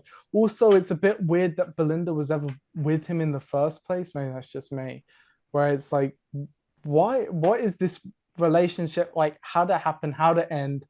What happened here? And no one cares. And it's like, but that should be the point of the episode, surely, if he is the main villain, right? Yeah, because there should be something more there. Yeah, because his backstory is really, really glossed over. Because obviously, that relationship, no matter how brief it was or whatever, that crucial moment, their first kiss and stuff, and the certificate. Well, I think Belinda has a line where it's like, and that's why I left you. And it's like, but you should show the scene of him, like, of her like leaving. They have a bit where like she closes the ring and says, "No, Alan." But what about like the breakup scene? That's the bit in all the dramas. Because like, that would serve as motivation. Like that would be brilliant if there was like a real breakup scene that showed that like kind of rage and anger and controlling side, rather than just saying it's like, oh, and he was really controlling. And they have that line where it's like, I know girls are bad at maths, and it's like, come on, man, like try and make it a little bit more real. You know what I mean? Like, use your soap opera roots, right? Like, have a scene where they have a big argument. I don't necessarily care if it's like too morally black or white, but just have like something, you know what I mean? Yeah, because it's more telling instead of showing. Yeah, that's it. It's too much dialogue explaining it rather than showing. And they like try and have like a flashback, which is what makes it so weird, because it's like they thought of having a flashback, but they don't have a flashback to anything that's relevant, right? And it's just one of those things where, as a villain, he's weak, and an episode. This isn't universally true, but it's a general rule of thumb that a Doctor Who story can only really be as good as its villain, right? Yeah.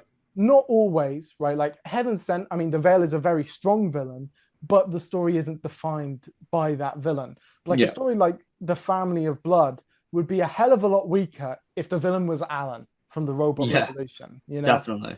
And in my opinion, that's where this series really kind of struggles, which is weird because up next you have Lux, which has one of the strongest villains with Mr. Ring-a-Ding. Oh, Mr. Ring-a-Ding, yes. Right? Oh. ironically, he's taken a life outside of the show, which I'm glad that the character who takes a life outside of his show takes a life outside of his show. You know what I mean? Yeah, I think that Lux is quite brilliant, I would say. And I've rewatched it a few times, and I wasn't as keen on it the first time round. But now I really am warm to it. I always liked Mr. Ring-a-Ding. I always liked the animated segments. But now, as a whole, even though it's quite small, I enjoy that, and I enjoy it as an episode. Yeah, definitely as well. And again, like, it's like a nice little pantheon of the gods episode, but it doesn't, like, in my opinion, it doesn't rely too much on previous knowledge of the pantheon. Well, I think this is just a good episode to kind of prove my thesis, as it were, of the last episode, which is a story is only as good as its villain. This episode is entirely defined by how strong its villain is, right? And if this story had a bad villain, then it would be nothing, because it basically is just a showcase of how awesome this villain is. Yeah, definitely. We also do have the again, more fourth wall breaking, really, but in a different way in this episode. Which I understand a lot of people like that scene. For me, there was something about it where it kind of like put me on edge in a way where I don't know if you've watched Red Dwarf, but there's a series in Red Dwarf called Back to Earth, which is very similar. Okay. And it was awful.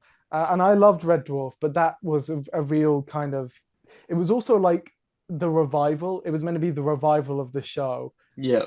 And it was a massive fourth wall break.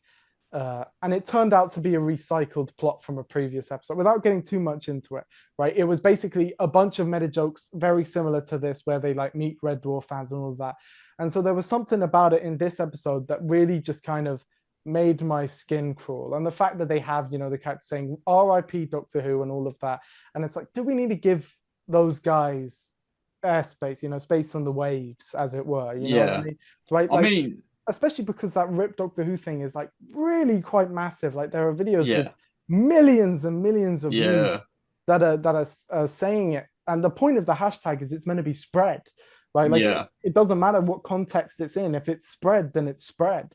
Yeah. And so and especially hearing that was a last minute addition, like with ADR. Yeah, that's what I was about to say. Why did that happen? But that's just me. I understand some people will like it and find it funny. I think it was a bit of a misfire, but the episode's still good.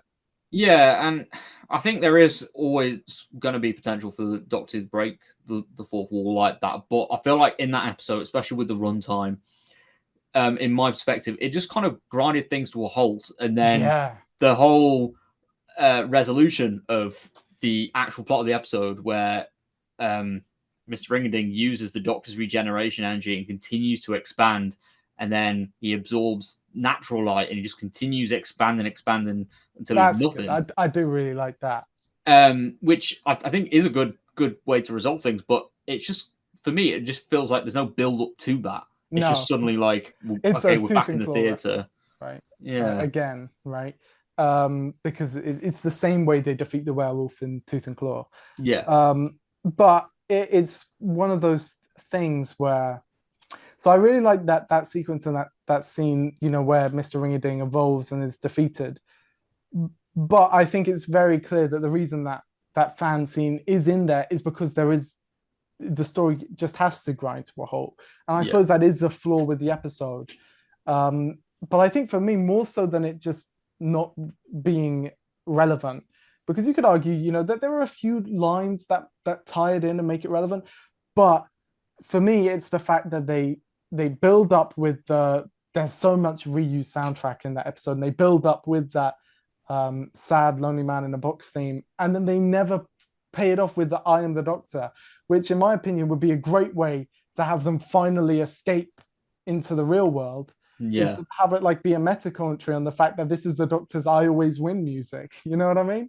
Yeah, that would have been fantastic. I would have loved to have heard that. It feels odd that they just played it verbatim. That's one of the only times that Murray Gold has ever just played the song without even like it being a variation. Yeah. And its last use was in 2011. So that's like 14 years. And he just uses it without any addition. It might have been used in 2012. So don't quote me on that. But either way, it's a massive gap. Yeah. Like it was not used in the Capaldi era at all, or in the Jodie era, obviously, because that was a different composer. But it is kind of uncharacteristic for Murray Gold to just straight reuse it without like altering it whatsoever, you know, because there were other variations of like Amy's theme in this episode, but they were obviously new tracks, just using that melody again. I don't know. It's a very weird episode, but I would definitely still give it the thumbs up. Yeah, definitely. What do you think? Yeah, I would have definitely given it a thumbs up as well because I absolutely adored it. I love the setting because, again, this era, I love the set design. That's one thing I would constantly applaud. And it's so well directed, the story. And even like, I know we're skipping a little bit here, but when I watched the behind the scenes for the story in the engine and how they recreated Lagos, Nigeria in Cardiff. Yeah. I absolutely applaud that and how accurate they got it as well. And the mats are so good. The matte paintings, like really quite incredible. Which is the same for the well as well, actually. Like, dang, that clock face, that moment, you know, the needle drop where it's like you die at midnight. Yeah. Mwah. So Chef's good. Kiss. Yeah. So good. So good. Honestly, peak. I really love the well. It's by far the most favorite for most people, I think. You know what I mean? And I also want to give a massive round of applause to Rose Ayling-Ellis as well, who played Alice. She's so good. So good. Absolutely fantastic. And it was nice to see how, again, to try and play off the Midnight Entity's capabilities and how the Midnight Entity works and how it's evolved as well, but how the loss of hearing isn't necessarily a disadvantage, but how it can be played into essentially being your own superpower. And there's that moment where the Doctor turns his back, and she says, "Don't turn your back on me," which is, it works so well in the moment as an emotional beat, but it also is reflective of the wider themes of the episode. Yes. And, you know, how how the character has been abandoned by society and all of this stuff, and has literally had their back turned to her. And it's such a powerful moment. And this episode is just kind of chock full of those. And it's also the conclusion of Belinda's arc, really, which is a bit of a shame, but it works really well here. All of the Belinda stuff in these first 3 episodes are brilliant, I would say. Really brilliant. Yeah. It's completely dropped. Yeah, it's completely 360'd, especially with the reshoots of the finale. She's not even in the next one. Lucky Day, which I don't know how you feel about this one. Lucky Day. This episode. Well, when I initially watched it, I didn't think it was, you know, anything groundbreaking, but it was nice to catch up with Millie Gibson again and seeing something a bit more unit-centric, kind of being what I guess is a precursor to the War Between Land and Sea. Yeah. And although we watched the teaser for that and it looks nothing like it, but still, you know. Yeah, in terms of like the characters that are going to be involved, and I guess the sort of you're right. Relationships, which, you know, will hopefully be expanded upon. But Conrad. He is my least favorite Doctor Who villain of at least the past 20 years, I think. Yeah, and with the finale context as well. There is nothing about him. Like, he's just so boring. He's like a non-character. Yeah. He has no traits apart from the fact that he's unlikable. Yeah. And it's like, he has no consistency of character. I don't know what he believes. I don't know how he thinks. I don't know why he does anything that he does. He just sucks. And then as a character, he also sucks. Yeah, I feel like his character, he's meant to be, you know, a bit of a dick.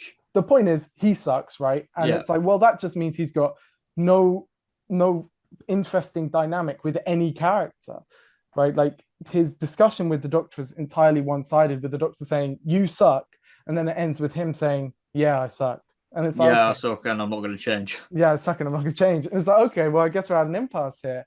Also, I feel like that scene is really weird because there's any scene where the Doctor is naturally speaking to a random human guy who has no power whatsoever naturally that human is going to be the underdog.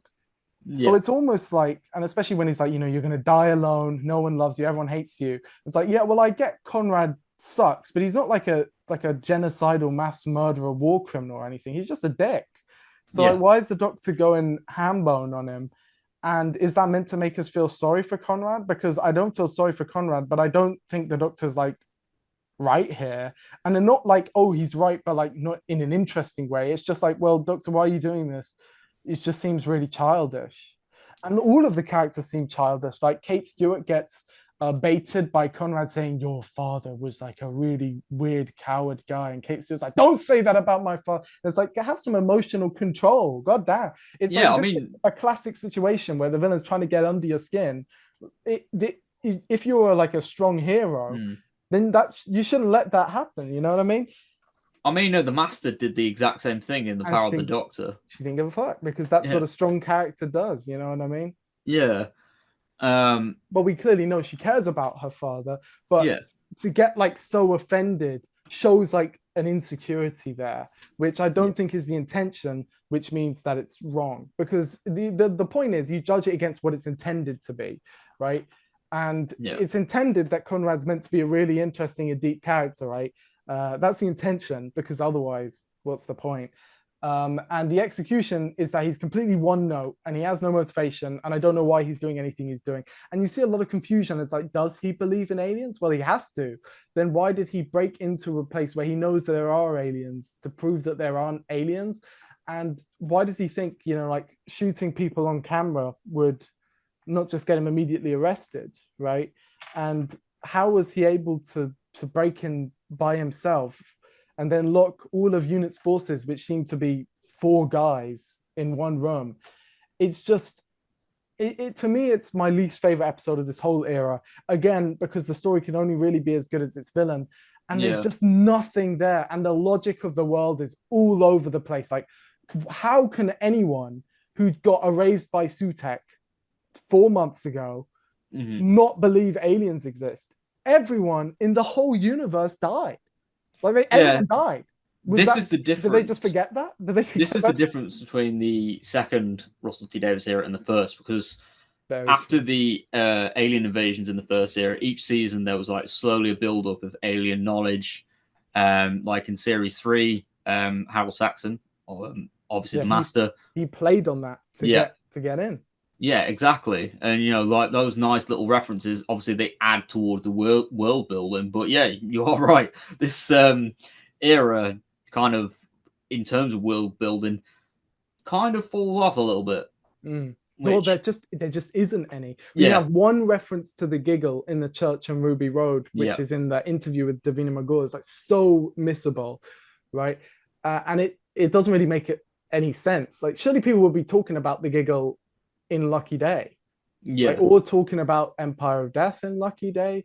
And if the Sycorax, right, like if that did happen, and this is in a world where that did happen and wasn't reset, which is confusing, right?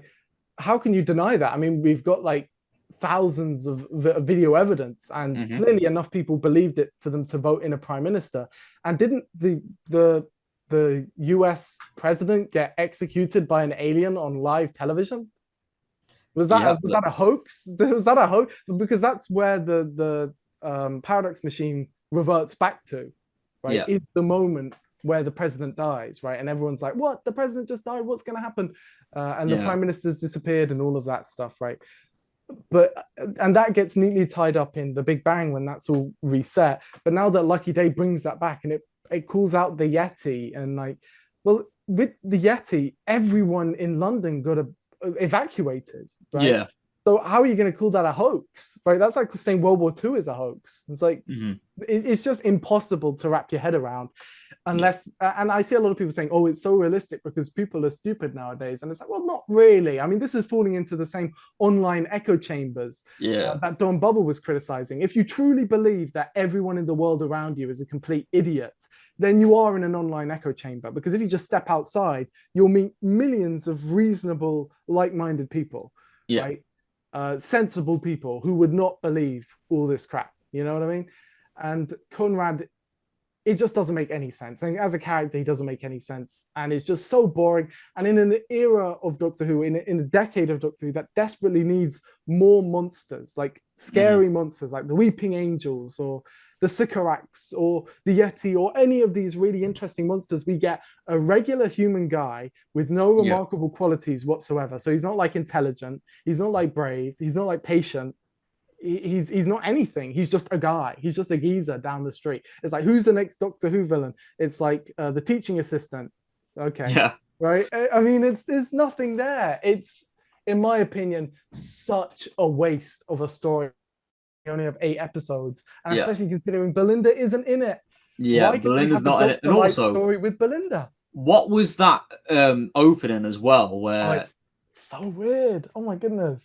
Literally, now that we've got the context of the finale, where Conrad's character is into irrelevancy. Yes. And they have that awful line about olives and Dimple. Oh my god. We'll talk about that. Yeah. But boys, that scene, you know, I'm convinced, right? This sounds really horrible, but I think him getting slapped by his mom is meant to be played off as a comedy bit, which is like the biggest indictment, because when I watched it, I was like, oh my goodness, well, surely we're going to be sympathetic to this character. I mean, it's a kid who got abused on Doctor Who, right? Like on Doctor Who can't afford to, because its main audience is kids, right? It can't afford to portray that in anywhere near a sympathetic light. Like I'm thinking back to like A Christmas Carol, where Kazran Sardik is like a really terrible person, but because, you know, they didn't even show it. They just said that he was hit as a child, and that adds like so much layers to his character and makes him inherently sympathetic. They show a kid getting hit as his introduction, and then next time we see him, he's like irredeemable, no positive traits about him. I mean, they even play this weird sound effect when he gets hit. It's like diddle diddle when he gets hit, and it's like, what? Yeah, this is, you're meant to go above and beyond to like real ham-fisted to show that this is wrong, right? There should not be any reading. And I looked at Screen Rant, and they were saying that like he deserved it and all this stuff, and it's like that should not even be a possibility of a reading. No. After this, it is a kind of like irresponsible moment, because in my opinion, there are some topics, and I think, you know, parental abuse of children is one of them, where Doctor Who really needs to like stand against that. And I don't think that's a controversial take, right? No, you know what definitely I mean? Not. Yeah. But that's just me. That's just me. Yeah. Well, I mean, again, like I feel like such a serious topic such as that, you know, there was plenty opportunity to have that expanded upon, whilst probably not to go too in depth like other shows, but certainly to raise awareness, especially for a younger audience as well, through, you know, the Doctor Who lens. But I mean, this is just the unfortunate reality we live in, is that there are tons of children out there who do get hit by their parents, and they rationalize it in their heads. They don't know that it's wrong. So shows like Doctor Who that will be put on in houses where children are getting hit by their parents should not, under any circumstances, justify it or rationalize it, or even have it be read in a way where that's possible to happen. In my opinion, that's like my real line in the sand. And it's why Lucky Day is by far my least favorite of the series. With that said, on a positive side, Millie Gibson is brilliant. Yeah. And there is some kind of good work on a technical front. And also, I like the musical cues in the story. So, you know, I give it its dues. Yeah, definitely. Well, we've got the story in the engine. The story in the engine. Yeah. What do you think about this one? You know what? I thought it was all right. I thought it was a decent concept. I do feel like it. Again, I know this is a criticism I've said a fair bit, but I feel especially with this episode, it would have benefited with being a bit longer. Yeah, I actually, I don't know. I feel like what it needed was a bit more. Yeah. Right? Like there needed to, like we got to a bit of the episode where I'm like, okay, so we've introduced the spider and we've introduced the god and all of that. Where's going to be the extra added element that brings us through to the third act? Yeah. And so it works on a very good way with the themes of storytelling and all of that. And that works really well for me specifically because I put a lot of thought into that. But then when I rewatched it, I thought, wow, this is a lot of talking in this one room where nothing is happening.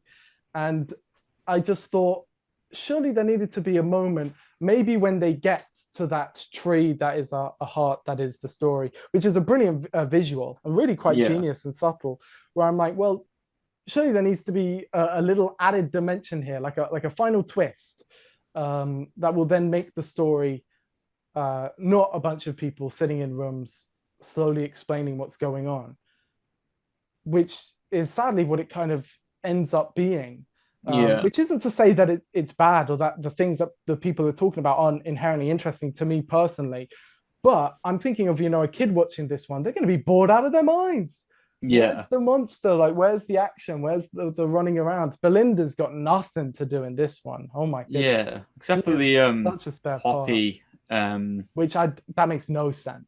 And even more so now. Yeah, it just makes no sense. Yeah. And I don't know why if Poppy is her child, why she would call her like a spooky child. But that doesn't really make any sense. Yeah. Inua Ellams is an incredible writer. Yeah. But it does feel like they watched Barbershop Chronicles, which is amazing, and just said, do that in Doctor Who, because there is a lot of kind of copy and pasted elements. Yeah, and I believe some of the cast also came over for this as well.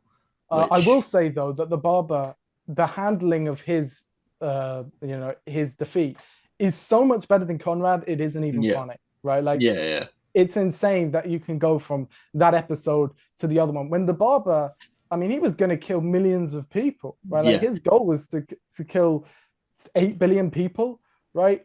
And he didn't give a fuck, and he still gets redeemed and forgiven. But Conrad, who injured one person and was just like a massive dick. I mean, I suppose he doesn't deserve anyone to like be kind to him ever, right? Which they almost try to do in the finale, but they don't really. So it's like a half attempt. I can't give it a thumbs up. The story in the engine, in my opinion, works really well. It's just one of those stories where if someone said, I didn't like that and I thought it was really boring, there's nothing I can really say to dissuade that. You know what I mean? Like, I can't say, no, you're wrong, because there isn't any action, and I can see how it can be very boring. It just is very interesting to me, right? You know what I mean? It's very interesting to me personally, and I like the performances and all of that. So it does get a thumbs up. It gets a thumbs up for me, as much as I do feel like the story probably dragged out in parts, and I feel like probably was a bit rushed towards the end. I love the performances. Right. I love the setting. Again, good. As you said how earlier, they recreated it. It's just really quite good. Like, so well done. I think that the clip show is very interesting because I can kind of give it a pass, but it's happened too many times, and also it isn't good fan service for me, right? Like, clip shows just don't intrigue me. And also, it happens. I don't think it happens in the Interstellar Song Contest, but it happens in Wish World and the Reality War. Yes, Which it's too many kind of times over your head, So it works less in retrospect because it's being used too much. Speaking of doctors, before we move on to the next episode, the Fugitive Doctor randomly shows up like another cameo. He says, "My story is not done." And then it was done. It was finished, right? And she's never come back. We don't get another appearance from Jo Martin. At least going to get her again. Continues her trademark. Turns up for a tiny cameo where she isn't even actually there. It's just the other Doctor. That happened in every single one of her appearances after Fugitive of the Jadoon, right? So it's getting to a point where it's like, okay, well, I can't get. So I love Jo Martin, and I like the idea of the Fugitive Doctor in some ways, right? There are some ways where I don't like it, but overall, I do actually think she's pretty damn badass. But at a certain point, how can I keep getting excited for a character that doesn't even show up? She never shows up, right? It's never actually her. This is the thing with the Fugitive Doctor. I love the concept. I loved her in Fugitive of the Jadoon, but it just led to obviously the kind of, to be honest, pointless cameos because they don't really expand upon the character. I hate cameos that are pointless. It's crazy, right? Because people see movies like Avengers Infinity War where the cameos are really meaningful and integral to the story and themes of the story, and they're like, we can do that, and then they just you see this a lot with Star Wars, right? Where, what was it, Mandalorian season 3, where they're just like, I would just put anyone in there really. Yeah. And it's like, well, what relevance do they have to the story? And like, story, just have them in Yeah, there. story's just like not Do even the you guys first remember one. Babu Frick Yeah. from Rise of Skywalker? I'm Right like, there. what? Yeah, this is the thing where, like, again, I'm not sure if this is concrete, but I remember reading somewhere. Do you know with the Big Finish audios for the Future Doctor? Yes, I do. There's, I think there's like a written rule where they can't really explain who the Future Doctor is, can't confirm a place in the timeline, and they can't really expand too much on the division. Sounds about right. So it's kind of like the stories that are out there. I mean, I've got the first part. I haven't actually listened to the episodes yet. I didn't really like it. So but I must confess, I'm with Big Finish. I'm being kind of mixed on not all of it because I listened to some Eighth Doctor stuff and it was really quite brilliant. But with me, it's one of those things where I was really excited for it, and I listened to it on a car journey, and I was like, oh, it was just okay. I think you can really tell that those limitations of not being able to explore the character at all led to some kind of very circular storytelling where the character just ends up in the exact same point that they started in. It's not to say that it's bad. I mean, Big Finish are very consistent in quality, but with that one in particular, and with the kind of couple recent like Stranded, that one didn't really do a lot for me. It's just very much that same case of, well, we've got to keep everything in place for the timeline, right? Yeah, exactly.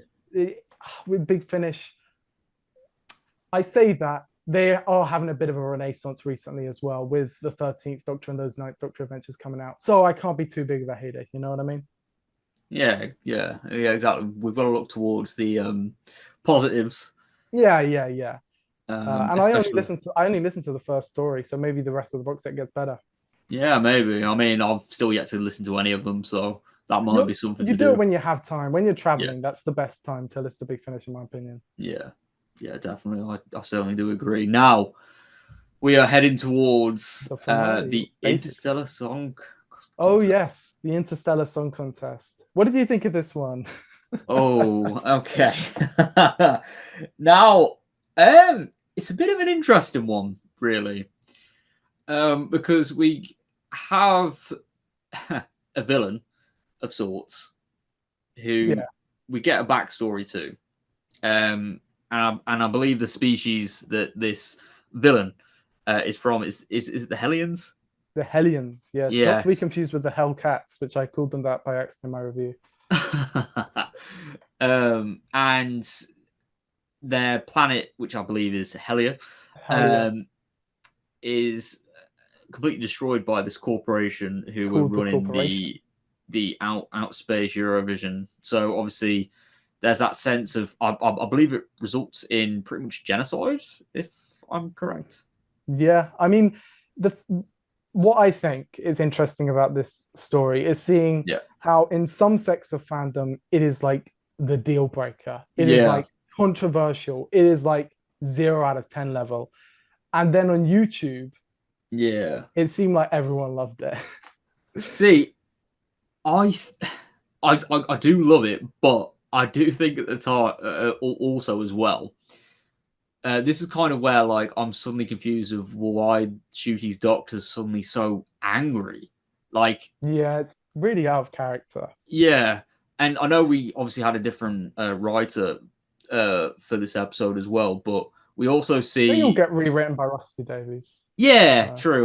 You know, I know he's kind of like there hanging in the shadows, you know, but just the way that the Doctor's written in this episode, because again, it goes back to what we were talking about, where this Doctor's meant to be kind of like, you know, happy. Well, not happy, but you know, he's not meant to be held back by trauma. You know, he's meant to be kind of rejuvenated, raring to go. But in this episode, he just snaps instantly. Like he doesn't even try to reason with the kid. What you will see over the next 3 stories, including this one, is that idea of this Doctor being the emotionally recovered, the Doctor that's gone through therapy. You see that just hemorrhaging away, and especially with the retcons to bi-generation. And how the 15th Doctor technically shouldn't have the 14th Doctor's memories because of the new bi-generation rule set established in the reality war, which ruins the idea, which is that the 14th Doctor got better, so then the 15th Doctor, you understand this idea and the whole concept of this Doctor is just falling apart before our eyes. And I wouldn't say I loved this episode, but what I would say is it's a very watchable episode. And I think this is why so many people enjoyed it so much, because it's very easy to watch. Yeah. And you can kind of, not necessarily switch your brain off, but you can kind of enjoy it without really going in on those deeper levels. And when you do go in on those deeper levels, it completely falls apart because it's too naive, especially with its ending. And also there's lots of moments that are out of character. It's not really well thought through. And just in general, I don't know if you would go this far for me, but I feel like even if it would have resulted in a lot of rush productions behind the scenes, I think they should have taken into account real life events that happened while this story was in early production, and they should have just scrapped it and done something else. Yeah, because it comes from the right place, right? But no, you didn't do it well, and you need to do this well, so you shouldn't have done it. Yeah, because obviously we've already spoken about how Doctor Who has the potential to cover sensitive topics. Yes, and but how it has to do them well. Yeah, exactly. Because if it sends off the wrong message, especially for like a younger audience as well, it's yeah.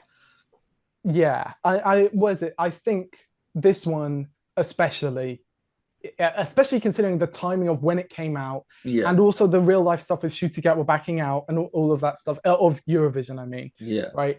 All of this stuff. I mean, obviously they couldn't pull it a week before, right? And it technically resulted in the most successful on ratings, even though it was still really poor of the season. They just shouldn't have done it. They just should have made the call, right?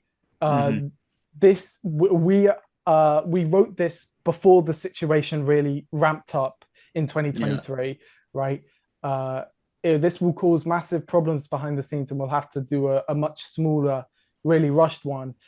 But when the Interstellar Song Contest is already the most expensive Doctor Who that's ever been made, right? Yeah. And it kind of struggled to see that because it's an entirely studio-bound story, and it's also mostly done in those corridor sets, right? But it's one of those things where they really just needed to make the call and say, no, we can't do this. It comes from a good place. We're not like bad people or anything, because I think it's ridiculous when people bring in morality and all of that. Yeah. Right? They just made a few errors, right? And it all came from a good place. And to bring it there is, in my opinion, a step too far. But still, they should have seen what happened and said, this is insensitive and bad taste and shouldn't go out in its current form. You know what I mean? Yeah, definitely. Because considering they had so many focus groups for the story in the engine, it's strange that with this one, not at all. Sorry, I interrupted. What were you going to say? No, I was just going to say, like,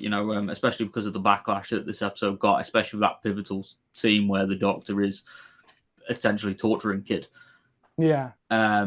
Which, we've seen spouts of the Doctor's darker side throughout, their various incarnations and very questionable morality from the character's perspective. But I feel like that's probably up there, at least in my opinion, with the Sixth Doctor strangling Perry. Which is another infamous moment. In my opinion, that's one of like the real biggest missteps in Doctor Who. Right, just that moment, because the TARDIS is meant to be a place of security. I know we're going off on a little tangent, but still, right. I don't know if I put the Doctor and Kid up there, but I'm never going to say, oh, you're wrong, because they are kind of in that same caliber. Yeah. On another kind of negative note, before I get to, there are positives, and I will get to them. The design of the Hellions is so uninspired. Yeah, it's insane to me. It's like the antithesis of a Doctor Who monster. The horns look like they came from a party shop. Yeah, it kind of looked like a cheap Halloween costume, to be fair. Yeah, and it's just this like, you couldn't have come up with an interesting alien design, which is interesting because a lot of the designs from the actual Interstellar Song Contest are kind of reused from either The End of the World or The Rings of Akaton, and some of them are alien designs from the classic series. You've got those like Frankenstein looking aliens, and I'm like, why don't we have like a Doctor Who monster? You know what I mean? And then it Yeah. could be a great like plot twist that actually the Hellions aren't the monsters. You know what I Yeah. mean? Which Yeah. is similar to what happened in Peladon with the Ice Warriors, and how the audience naturally believes the Ice Warriors, because they're Doctor Who monsters, are going to be behind it. But actually, they're really good guys, and that's a great moment. Um, and here it just feels like, oh, they're aliens, and all of that kind of racism stuff against them between, like, what's the security guard's name of that woman? You know what I mean? Like, that just seems so weird and out of nowhere, Yeah. and forced, and kind of like played up. Like, you can tell that he's acting. You know what I mean? Which is, you never want that, right? And even if on the page it could work, on the screen I don't buy it. So, and I feel like having an alien design would have really helped that actually go home. Like, imagine if the Hellions were like, I don't know, like frog-like creatures, right? Yeah. Wouldn't you feel more sorry for them then, or wouldn't you be like, the bait and switch would work more, or wouldn't it just be more visually interesting in any way? And why are the guards that are such a boring redesign? They're meant to be like the heavenly hosts, right? But they're just such a boring design. And why are they used again in the finale? It's not even a good design. They are really uninteresting robots. Yeah. Maybe it is because you compare them to the heavenly host, but dang. I mean, my comparison wasn't actually the Heavenly Host. Do you remember Smith and Jones? The slabs. Because they're there. Yeah. Yeah, and they're pure leather. Yeah. Right? That's a gimmick, right? With these guys, they're I don't know what they are. They look like, to me, just people in suits. Which isn't very interesting for the most expensive Doctor Who of all time that you marketed as. To be fair to them, those VFX shots are incredible. Yeah. Like, you know the shots I'm talking about. Oh, with the dome and like the flying out. And there were a lot of fun side characters and fun moments. As I say, it's a very watchable episode that when you inspect on a deeper level, I think most people can agree it should have been replaced with something else, even if it was a much smaller story. I mean, even if it was like another Dr. Light, which okay, I don't know, right? Maybe I'm going a bit too far, right? But you understand my point, where it's like at a certain point they should have just said, we shouldn't, not we can't, but we shouldn't do this. Yeah. Not to say, and I really want to make this clear, not to say that anyone behind the scenes is like in any way a bad person or anything like that. That's not what this is. That's not what this is talking about. I'm just saying that there is a kind of responsibility with Doctor Who to talk about issues that are this integral and important.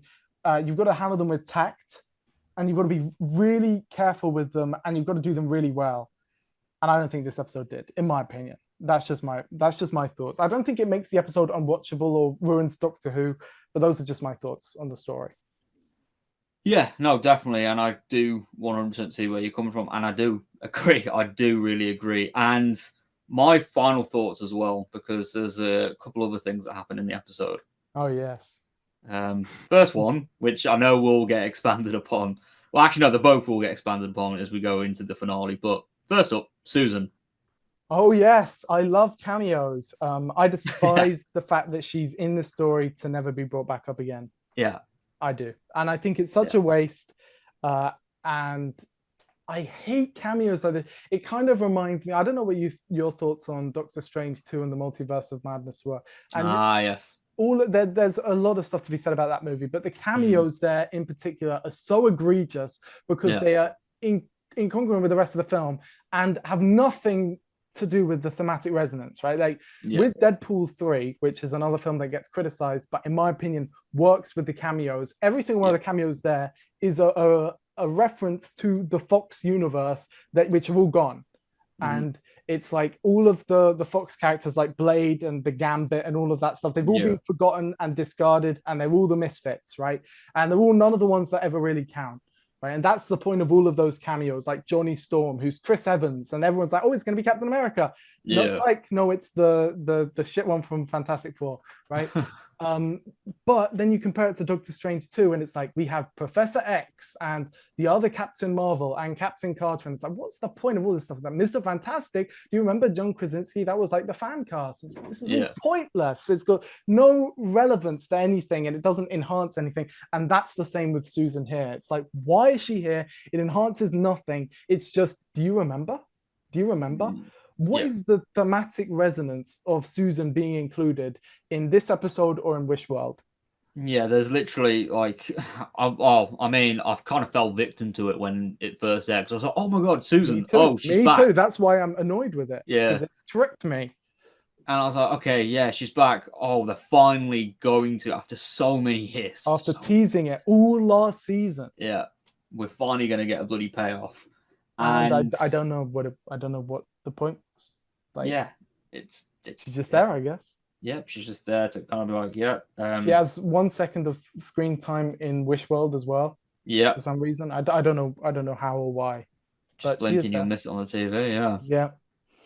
And what was the other point you wanted to say? The bizarre reveal of the Rani, which god awful. I don't know why they didn't just save it for the next episode. Yeah, it would have worked so much better. And it was sort of a post-credit scene. It was weirdly. What it did do was it boosted my views for the day, which was great. But as a story decision, why did they do that? The effect is terrible, right? Like, yes. Uncharacteristically terrible. Like the first By Generation, right? You could say it looks a bit uncanny, but it looks great. And then you compare it to this, and it's just not good. Like it's on a green screen. It's very clear where the seams are, and you can tell the cut. It's just really very weird. Yeah, I think it's like lastminute.com. We just got to do it. Yeah, it did feel like it was poorly executed, and then obviously it brings into the whole like, why is the Rani bi-generated? Which we'll talk about that, and also why is she explaining everything in front of two randoms? Why not like characters we care about? Yeah. Right? And then in the later episodes they play it like a big deal when she's like, I'm the Rani, and they show flashbacks, and it's like, yeah, we know. Yeah, we know. We've kind of been bashed around the head with that so many times now. Speaking of flashbacks, my goodness, stop with the flashbacks. Every episode, like 10 million flashbacks. Mm-hmm.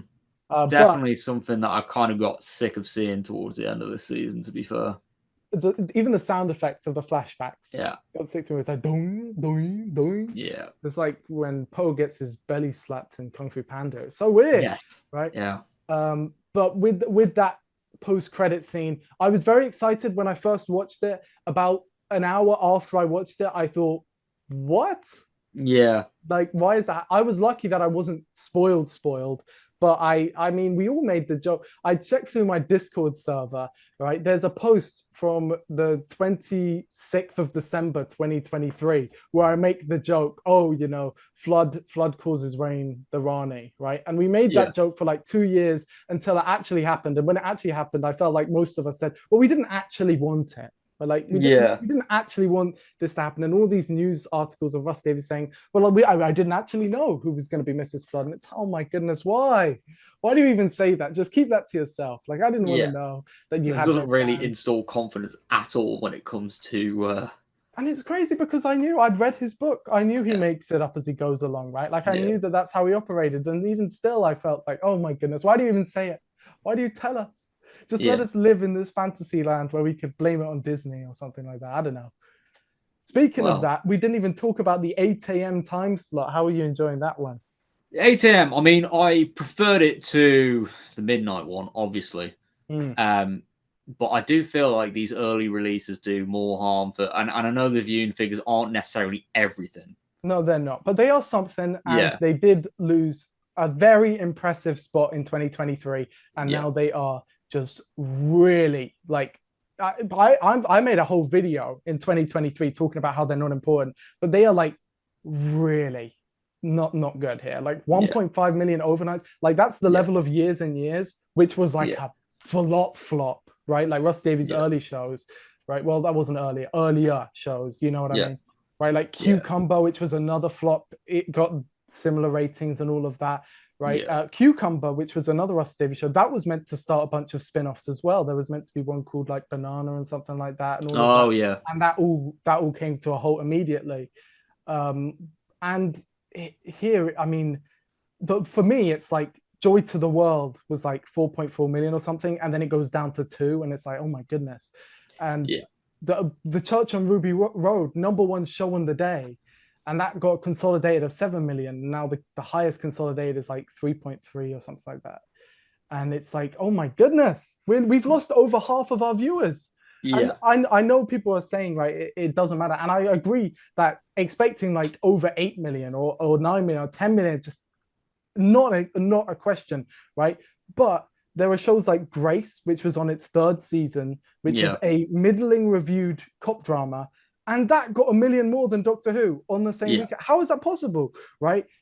I know how it's possible. It's because you release them at 8 in the morning, so there isn't any incentive to actually watch them when they come out. So the viewing figures are going to suffer massively, and that reflects poorly on the show because the BBC do, and they do still, use these ratings to see how much resources they allocate to a show.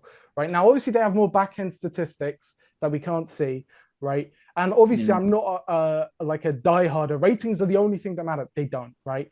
But to see them drop so much, so last season was the lowest ever, and they've dropped another 50%, right? Like, that's just insane, man. Like, please try it. And I know they tried, because they tried with the Eurovision episode, and that one had at least a somewhat decent performance, right? Yeah. So like, but the worst thing is, with the reality war, they didn't release it on iPlayer for obvious reasons. But you know, the fact that they could have done that for all these episodes, they could have. But the thing, what I find sadder is that the reality war, even though they released at a good time, it still got less viewers than that first episode. Than the Robot Revolution, which is insane to me because, well, consolidated, I mean, but that's insane to me because when the Robot Revolution came out, that was the lowest in Doctor Who's history by like almost 1 million, right? Space Babies was at 3 point something, and then that was at 2, and then it drops below 2, and it's like, oh my goodness, I don't want to be a viewing figures doomer, but it's just one of those things where it's like, this era, we started this conversation very healthy, very strong figures, genuinely very strong, right? #1 show on the day at Christmas, Ncuti Gatwa's first episode, bigger than the King's Speech, right?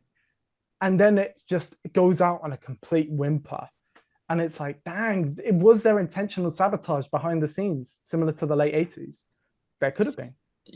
And to be 8 honest, a.m. is the death time slot, right? 3 a.m. in US. Like, dang. Sorry, I interrupted. No, it's points that I completely agree with. And I just wish, and again, there was such strong marketing when it came to at least both seasons of the show. You know, we had like the tie-in BBC idents and stuff. Those as were well. Great, but it's good marketing, all of that, just terrible release schedule. And you know, it might seem like a small thing, but it does have a big impact. And I felt like everyone, if they didn't watch at 8 o'clock, they just get spoiled instantly, right? Oh yeah, even more so than last year, because not everyone stayed up till midnight, but like, gosh. And I can't believe people were saying, oh, don't post spoilers till the episode comes out. I'm not gonna wait 10 hours to make a video, right? Like, I'm sorry, what I meant to do, just shoot myself in the foot here. I'm working. This is like a side hustle for me, right? Like, I genuinely take it really seriously. I'm not going to just not make a video because they insist on releasing it in the worst way possible.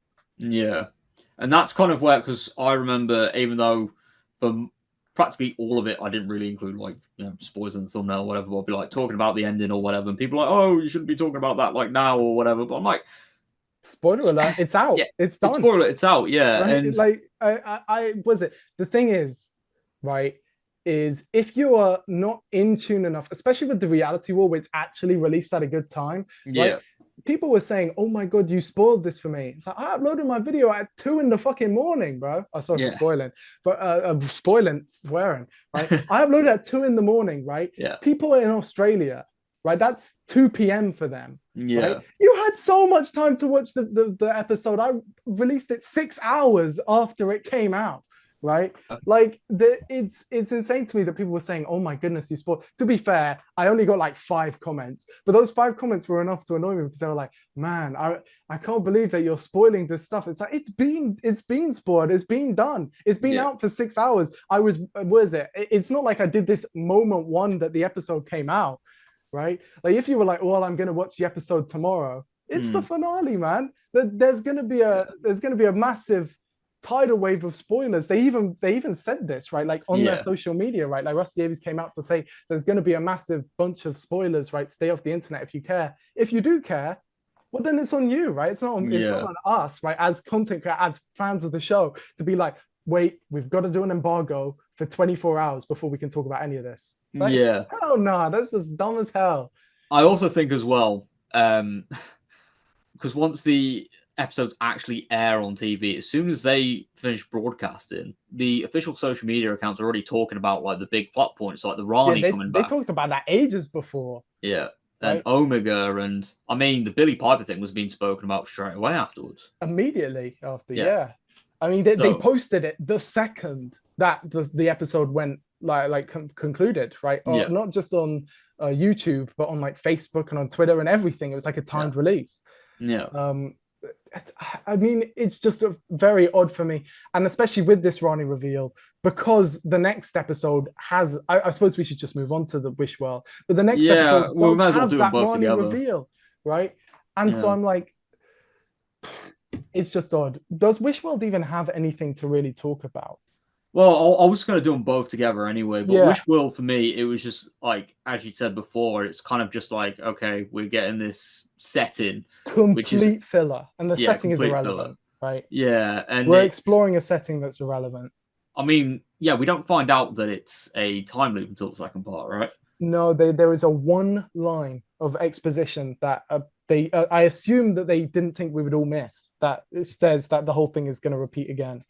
But I missed that, and I think everyone missed that. So when it was revealed it was a time loop, it was all a big shock, right? Yeah.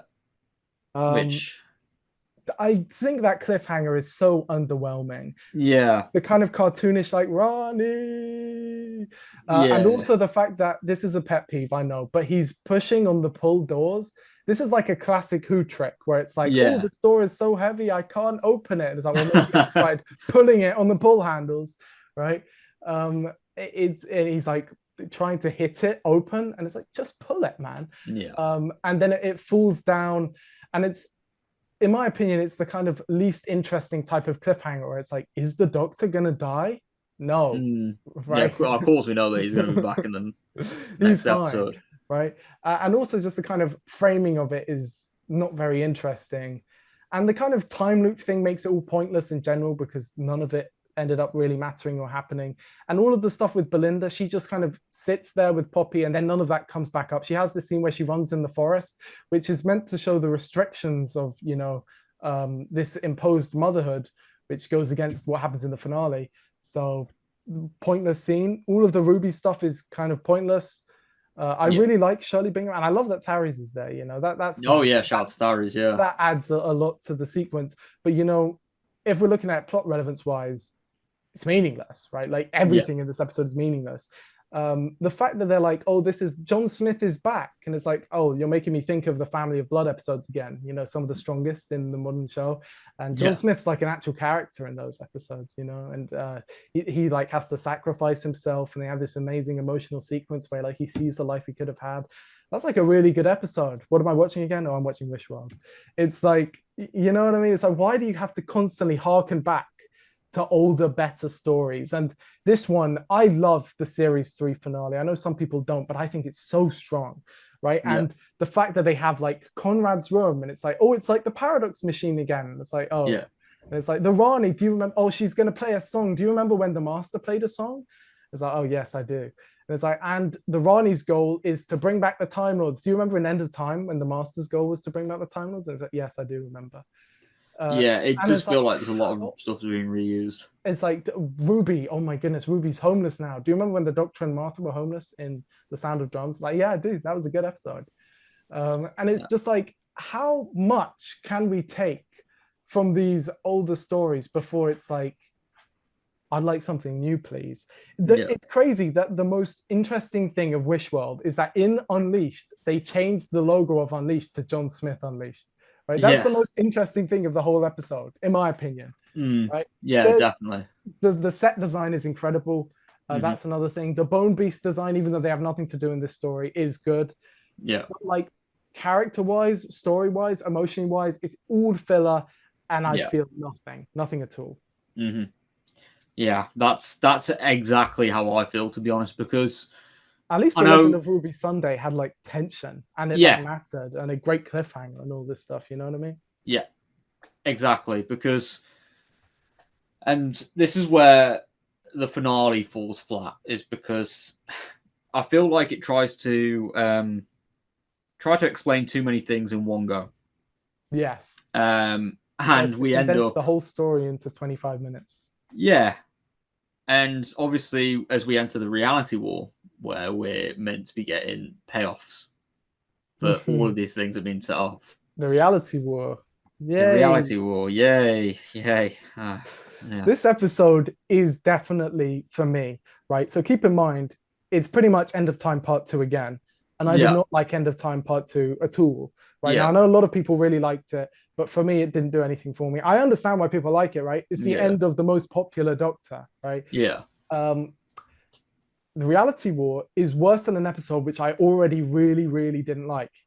I think, for me, it is a contender for bottom 5 of maybe the show just in general, right? Yeah. At least the past 20 years. But in my opinion, it's like really just not good. Like not good, I think. It's one of those stories where there are chances for it to redeem itself, not in like this would magically fix all of the issues I have with the story, but it would like, I wouldn't feel as sour with it if it didn't do this decision. Yeah, kind of soften the landing, or the rough crash landing, should I say. Exactly. You know what I mean?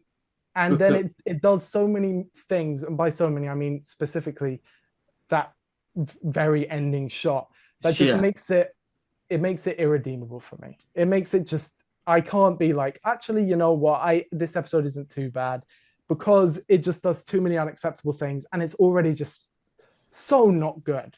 And I feel, especially considering we've talked so positive about this era of the show, and we've been like, I like this, I like this, I like this, I like this, I like this. This is one of the worst ever, in my opinion. Yes. And maybe that will soften, but go on.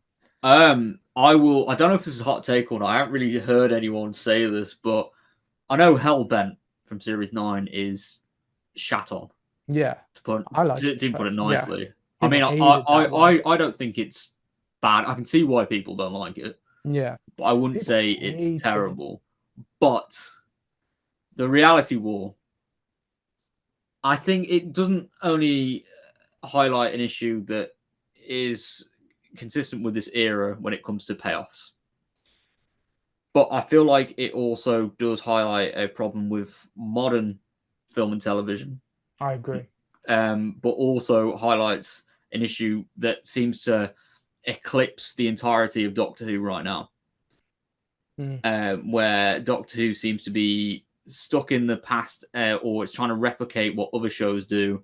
It seems to, as Russell T Davies says, it seems to want to generate content, generate discussion points. Why did he say that, man? That's like the worst quote of all time. That was, I believed, it was in the Unleashed episode for Empire of Death. Or The Legend of Ruby. Oh, was it? One of them. But I remember hearing that and just thinking, as a YouTube creator, well, I've just been duped. I've been played like a fool, right? Yeah. Like, why do I even make videos if the people behind the scenes, they view the videos as like a means to an end, right? Like they just want to generate content, right? Like they don't care what's in the videos, who's making the videos, what's said in the videos. All that matters is that a video is being generated. And it's one of those things where like I would upload a video and someone would comment, haha, you generated content. And it's like, oh, that's so demoralizing, and it really takes the passion out of it and the energy, kind of similar to Empire of Death, you know, where it's like, well, why did I bother getting invested in caring and making videos and content, as he calls it, or maybe like artwork, fan posters. People make such an incredible community around this, right? And then to boil it all down to generating content, right? Like it's one of those things that's just so corporate that it Yeah. really just takes the wind out of your sails. Like, what do I even want to keep going? If I make another video, is it just another +1 on the content mill? You know what I mean? Yeah. And that's why the Billy Piper decision is just so terrible, because it is just to generate content, right? Like there isn't I hate to be the guy to say this, but there probably isn't going to be an episode of Doctor Who where Billy Piper is actually the Doctor, right? The point is just to generate content and to generate buzz, and for there to be news articles about it and videos about it. And you know, I suppose I get my bump in views, but I'd much rather that the show was good. You know what I mean? Say Rogue, right? Rogue, I talked earlier that my views went way down on that review and that week. Guess what? I didn't mind. With the reality war, my views went way up. And guess what? I still feel really sad about the episode, right? And I would trade that in a heartbeat, right? Like in a heartbeat. I don't care, right? Like the thing is that as much as I said, you know, I take this seriously, right? YouTube seriously and social media seriously and all of that. It isn't like my actual job, but it's a side hustle, and I put a lot of work into it, and I really care, right? At the same time, I am passionate about Doctor Who and the quality of the show, and I genuinely love it, right? Like I'm the dwfan91, and I would put that first, right? Like I put that first before, right? Like the view count or the analytics or how many subscribers I gain a day, right? I'd rather that was really good and I didn't get the chance to make 3 videos in one night like I did with the reality war. You know what I mean? Yeah, definitely. Because I also think as well, because Doctor Who is in a bit of a mysterious place right now, which there were rumors. That like there were rumors, obviously leading up to this season, and I think they started during season 1, to be fair. But this sort of stuff, where we're kind of just left with something so out of the blue, something so I can't even think of the word to describe it, but where we're left with kind of a nostalgia sandwich, to be fair, when it comes to Ncuti's era, because Ncuti, bless him, you know, you can tell he put his heart and soul into it, but he got sandwiched between David Tennant and Billy Piper. I can't believe they did that. It's so scummy. It genuinely is, right? To me, I think, especially, I'm sure you saw this on his casting announcement. They said the face of the future, or like the future, or something like that. And it's like, and they immediately go back on it and say, but Billy Piper, please come back, guys, please come back. It's like, oh my goodness. It's so shameless and also shameful.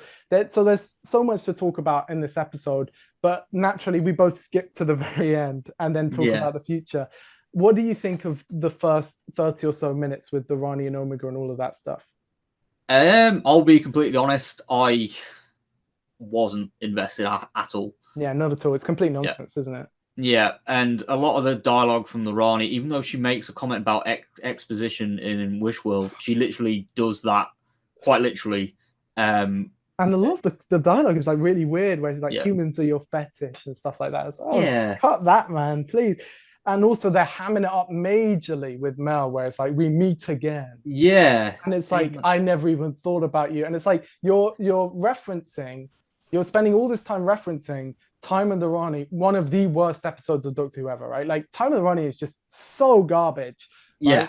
And it's like, well, so I'm sure you know this, in the giggle commentaries, like in the By Generation, Mel was going to be like, oh, and on Lakersha, you know, I saw the Doctor regenerate and all this, and then he cut it because it's pointless. Cut this stuff because it's pointless, right? I promise you, less than 1% of the audience are invested in the Mel and the Rani stuff from Time of the Rani, right? Like seriously, it's so weird, the fact that they're trying to like make Mel be like, I never even thought of you once.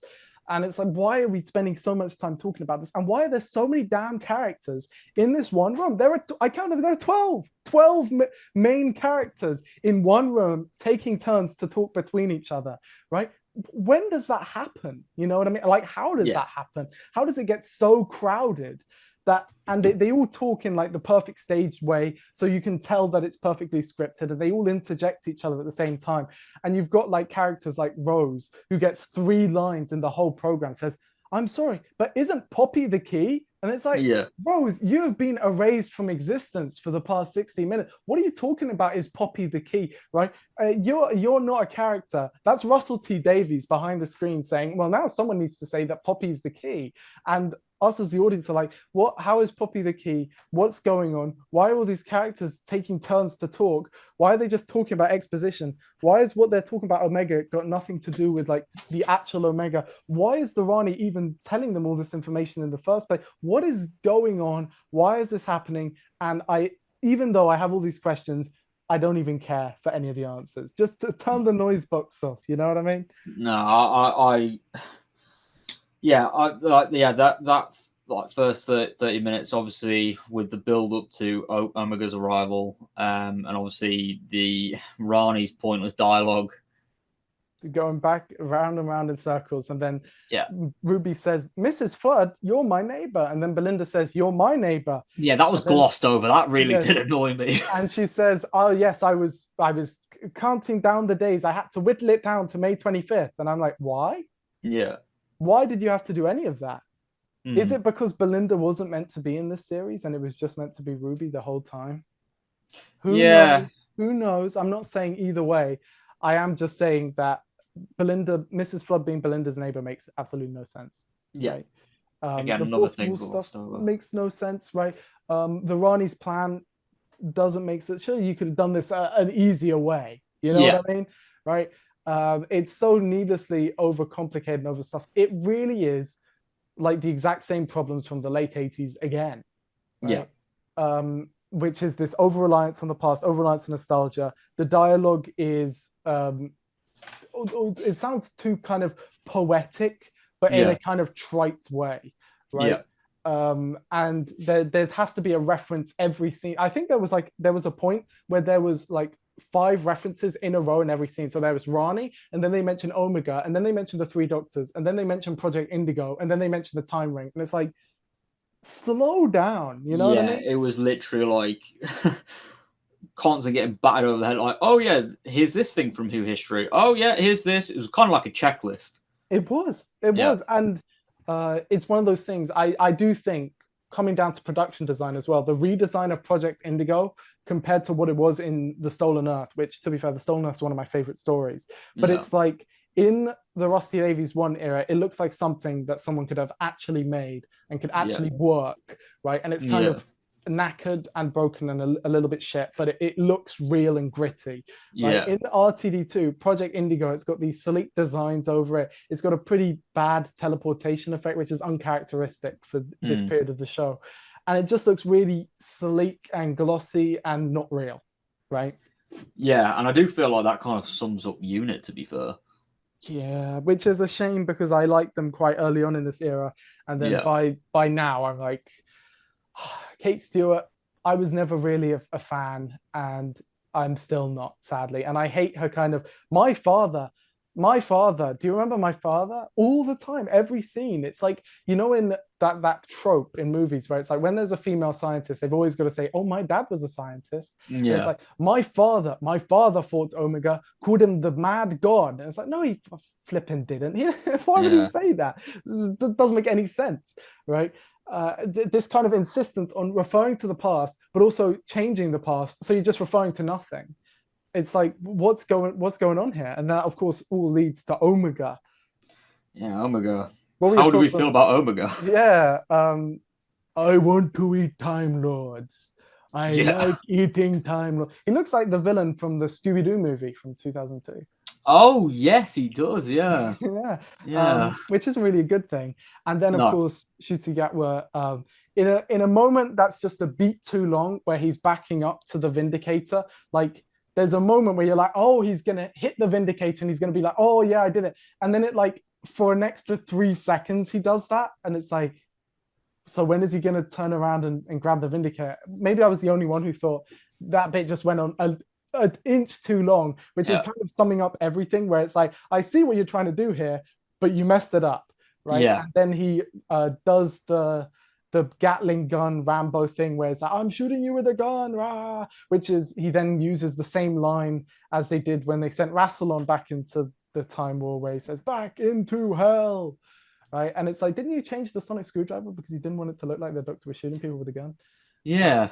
But I suppose now it doesn't matter. Just shoot him with a gun. Pow, pow, Yeah. pow, pow, pow. And then Omega, with 3 minutes of screen time, instantly goes back into his hole.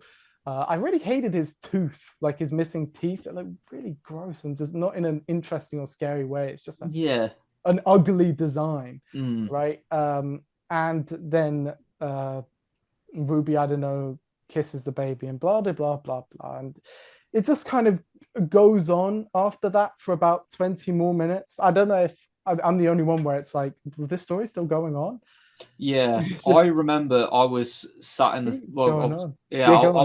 I was sat in the cinema, and obviously I don't check my phone or anything when I'm watching a film in the cinema. Yeah. But someone had checked the time behind me, and they said like, "Oh, there's still like half an hour left." I was like, "What? What?" I was generally like, "Okay, well, what's going on here?" And it got to the point where, do you know, where Belinda, Ruby, and the Doctor and the TARDIS with Poppy, and that whole thing with the coats happening where it's folding and folding. I'm like, which is probably the best bit of the episode, right? Yeah. So I'm like, okay, surely it's got to wrap up. Surely there's going to be a cliffhanger now that Poppy's disappeared. Yeah, Poppy's disappeared. Which, if they weren't cowards, they would have just continued that plot line, right? Yeah. Like it would have been something new, and it would have been something interesting. And yes, obviously Poppy, the actress, is a kid, so she wouldn't be in all of the stories, right? And maybe there wouldn't be another story after it, but at least it would have gone out with dignity, you know. At least it would have kind of said, "Oh, well, we're going out on our own terms." And imagine in like a bunch of books and comics that the Belinda and the Doctor and Poppy went out on a bunch of adventures, right? Like that would be something interesting. But no, predictably, they've got to undo it because they have an inbuilt undo button into all of these stories because they are allergic to stakes or consequences or anything happening. Yeah. And then obviously we go back to Unit. Yes, for the most obviously reshot scene of all time. Which I believe, judging from dates and stuff, it was reshot during the production of as the production on War Between Land and Sea was wrapping up. That makes perfect sense. I can't believe in the Unleashed they just tried to say this was the plan the whole time. Well, we can see the slit in Ncuti Gatwa's hair. You're not fooling anyone, right? Yeah. Like it's insulting to me, but we'll talk about that in just a second.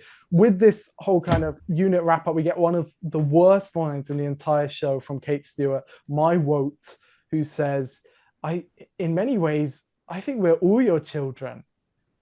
Yeah. And you could hear the crickets. And it's like, what are you talking about? That's up there. So weird. It's up there with the Masters line from The Timeless Children. I'm going to roll out a red carpet. It's red because it's bathed in the blood of our people. Yeah, and also the line earlier in the story. Oh my goodness. Well, many lines earlier in the story. But pretty much everything that Kate Stewart says in this story. Oh my goodness. I don't even want to say it. Yeah, let's just leave it at that. The Timeless Child line and then this line as well. It's just so good. It's the olives line. That's what I was gonna say. Oh yeah. What is this? How is that scene not cut for time? You know what I mean? It's a pointless scene, and it's just so gross, right? Mm-hmm.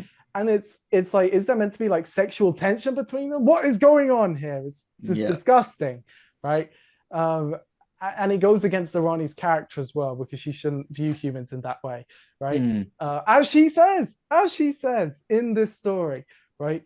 But it's just like a cascade of awful dialogue. One of my least favorites, again, is from Mel, where she says she's worse than ruthless. She's indifferent. And Belinda, who's desperately trying to do more with this material, gives like a reaction of like, oh my goodness. And it's like, who would react to someone being described that way with like terror, right? It's like so unthreatening. It's like, oh my goodness, she's indifferent. And it's like, are you going to read the Wikipedia page next as well? Like, what's going on here? Yeah, it's... Oh my goodness. It is baffling.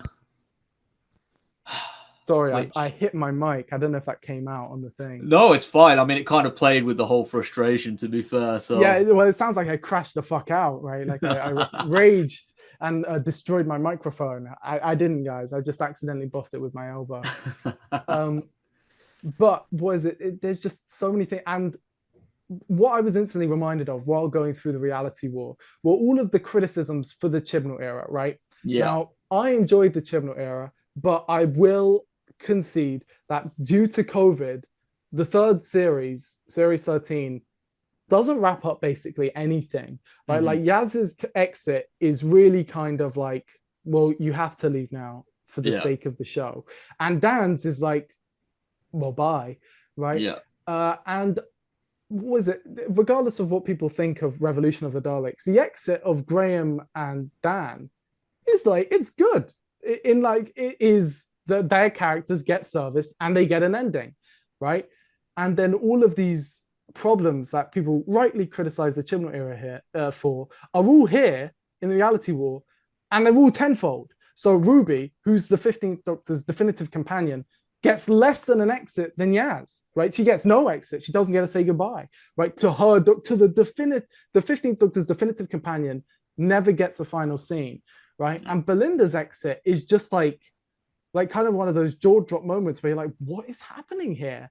Yeah. Like, this is such blatant character assassination. She gets put in a box, and then after she's let out of the box, she gets put in a figurative box, and it's just confusing decision after confusing decision. And on a dialogue front, I'm just going to say this: there is no Chibnall era story that is worse than this one, right? And I think that there are, as in every era, there are bad episodes, right, of the Chibnall era, and there are some lines of dialogue, as you say, in the Timeless Children. I don't think that's particularly close, really, right? Like, I'm not going to out for bat and say that's an amazing line, right, or anything, but like, that one at least gets raised by Sacha Dhawan's performance. I mean, I love Gemma Redgrave, but her delivery of "My father fought Omega. He said he was a god, called him the Mad Titan." It's just garbage, right? Like, it's delivered flatly. It's pure exposition. There's no emotional connection whatsoever. It's not true, right? Like, it's not an actual reference to the past, because the Brigadier never did that, and Omega wasn't that character before. It's just, it really feels like a kind of Chat GPT line, right? Is what it feels like. And the delivery is kind of seems like she's reading straight off the script. Exactly, like pure stilted, right? Like, half of it is ADR'd and half of it is just done flatly. And it's like, what I'm beginning to see here is what other people saw in the Chibnall era, right? And it's one of those things where I love the Chibnall era, but I'm not that type of fan who's like, everyone has to love it, right? But I do think a lot of people are more harsh on it than it deserves, and especially on a lot of these line deliveries, because I go back to series 11 and 12. With series 13, it's made in COVID, so I give it leeway, but I also acknowledge its rather blatant flaws, right? Yeah. A lot of these kind of flat lines, for me, I don't necessarily see them as a problem to an extent, but here it's like that criticism dialed to 1,000, right? And it's like all of these kind of legitimate things that have built up over the years in Doctor Who and beyond, as you say, in like just pop culture in general, they all come to a climax in the reality war, and it's just really not good. On the positive side, Ncuti Gatwa's performance in this one is great. Like, he gives a great performance. Belinda gets sadly nothing to do. Poppy is absolutely adorable, right? Yeah. And I watched it with my mum and dad, and they found it really adorable. And I thought that was very sweet. And that idea, you know, that kind of setup, right, of the Dr. Belinda and Poppy, that could have been something interesting. Or maybe the original ending before the reshoots, that could have been something interesting. I don't think that would save the episode or anything, but it wouldn't make me hate it like I do now. And there's so many kind of, it's weird because on a, like, zooming out, I think it fails on every level. And then zooming in to each scene, there's so many weird and bad lines of dialogue. There's a scene where Belinda talks to Ruby and says, "I had a planet named after me. Believe me, it was mad." And I thought, that's just Russell T Davies. That isn't Belinda. Who says mad like that? That's just what Russell T Davies says in interviews. Yeah. Like there's that parody, of the guy who's pretending to be Russell Davies. Like he's really funny. Oh yeah, It's like it's mad, it's mad, it's mad, right? And it's like that's what Russell T Davies says. That's a catchphrase of Russell T Davies. But now it's just that's what Belinda says, I guess, right? Belinda's never said the word mad in that way ever, right? It's purely a Russell T Davies thing, right? And that it's just every line of dialogue is kind of like that. And there's this moment where Mel says, like, I was a housewife. And it's like, well, but in this last episode specifically, you weren't, right? It's like, how does this fail on like even those tiny levels? You know what I mean? Where it's like, all those, even the little details are wrong. Like, what's going on here? This is your story. And oh my goodness, the by generation retcons. And the genetic explosion, like none of this stuff makes any sense. And you're acting like this was stuff that was previously established. The genetic explosion was never mentioned prior to the story, right? Yeah. And it's not what happened in the Chibnall era at all, right? No. So I don't understand what's happening here. And she's like, the genetic explosion, it killed all Time Lords, but I dodged it, but it made us all infertile. It's like, but didn't you dodge it? And it's like, yeah, because didn't she twist the DNA or something that she said, like, change the DNA? It's so sci-fi gobbledygook. Right? Yeah. Like, it has no meaning. And there's no emotional connection to anything. And I'm just there. Now I'm ranting about it. And I'm like, how did we go from just consistent banger after banger to like a lastminute.com nothing burger, right? Yeah. And it really is saddening. And I think I would be more forgiving of it if, and now we can finally talk about it, Billie Piper wasn't at the Doctor at the very end, which is just a deal breaker moment for me. It's just too far. No, it's everything, the epitome of everything that I've complained about in the show for the past 15 years coming to fruition in a way that I just deem unacceptable. It's like just a deal breaker moment for me. And to their credit, if you're going to have a deal breaker moment, it should be in the last 2 seconds of the last episode. You know what I mean? Yeah. Yeah. And to be honest, with the way that regeneration played out, I would have rather, especially in this episode, with a quote unquote shock regeneration, because unlike previous actors, this wasn't announced beforehand. Yeah, there were leaks and stuff, but for general audiences, they wouldn't have been following that. Even me, I just thought they were rumors. I didn't know they were actual leaks. I made a whole video saying it wouldn't happen. Oh, yeah. I did remember watching that. And to be fair, that stuff like that kind of made me feel conflicted on it, because I was like, no, surely they're not going to do this. I just thought, what's the point of doing a regeneration episode if you're not going to advertise it? Because surely you'd only do it to get ratings or like viewers. But no viewers are going to watch if they don't know that the regeneration happened. But yeah, that happened. Yeah, well, it did happen. And it's just, to me, I don't know. I thought it was like a kind of intuitive, given fan thing that all companion Doctor fan casts are terrible and like just are never going to happen, because the Doctor and the companion are different. Yeah. Right. And you can't have crossover there between them. It'd be really weird. And it is really weird. And now all of a sudden everyone's like, well, Billie Piper's a great actress. It's like, yeah, I liked her as Rose too. She played a different character. She played Rose. Yeah. Right. And if you want Rose to come back, then do that. But you can't make her the Doctor. Or even more cowardly, they make her no one, introducing Billie Piper as no one. And it's like, are you really going to leave us on this dangling note for at least 2 years? Yeah. And that's like the best case scenario realistically here. And I don't know how doomer we want to go with it, but like, this is the last episode of Doctor Who, right? Like, in my mind it is. Like, I don't think there is going to be a special with Billie Piper. I don't think there is going to be another one. I feel like if there was, they would have done at least a press release for Billie Piper. And keep in mind, no word, with weeks away now. And I mean, you've got to keep in mind that in 1989, they never once said it was cancelled. They just said it was hiatus. Yeah. And the rumors of what was going around in 1989 were far better. There was rumors of a Spielberg movie that was actually getting made, and there's some work you can find on it. Leonard Nimoy was like, oh, I might be interested in Doctor Who. And there was like, constant rumblings of stuff going on. But it was a cancellation, right? Just not in name only. And here, I think it's just so disingenuous of them for them to not say it, and for them to pretend like it was always the plan, and for them to kind of just string the fandom along. And I see people saying, no, this proves that Doctor Who isn't cancelled. And it's like, guys, this isn't your fault. It's not your fault for wanting it not to be cancelled. I don't want it to be cancelled, right? But the fact that they constantly lie, right? And the fact that they even now have not said a word on it.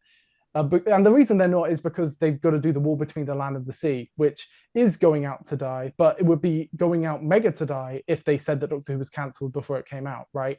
Yeah. But it's just so scummy, and it's taking the fans for granted. It's like, well, they don't matter. They're just generating content, right? And it doesn't take into account that Doctor Who is a show that's been in many people's lives for 20 years, if not more. Right. And when it goes away, people need time to mourn it.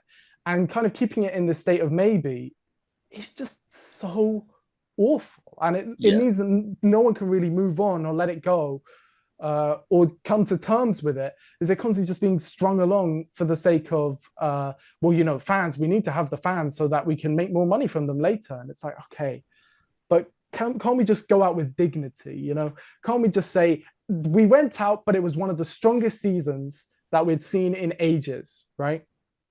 Yeah. And screw the general audiences who say, oh, we don't like Doctor Who because blah, blah, blah, blah, blah. They're all wrong. We, the fans, the fandom, know we can stick together and we can say, Russell T Davies, you did an amazing job, right? Even if the finale was amazing, season 2 was still one of the strongest seasons and we loved each episode, right? Good on you for trying, and maybe in a few years we'll try again.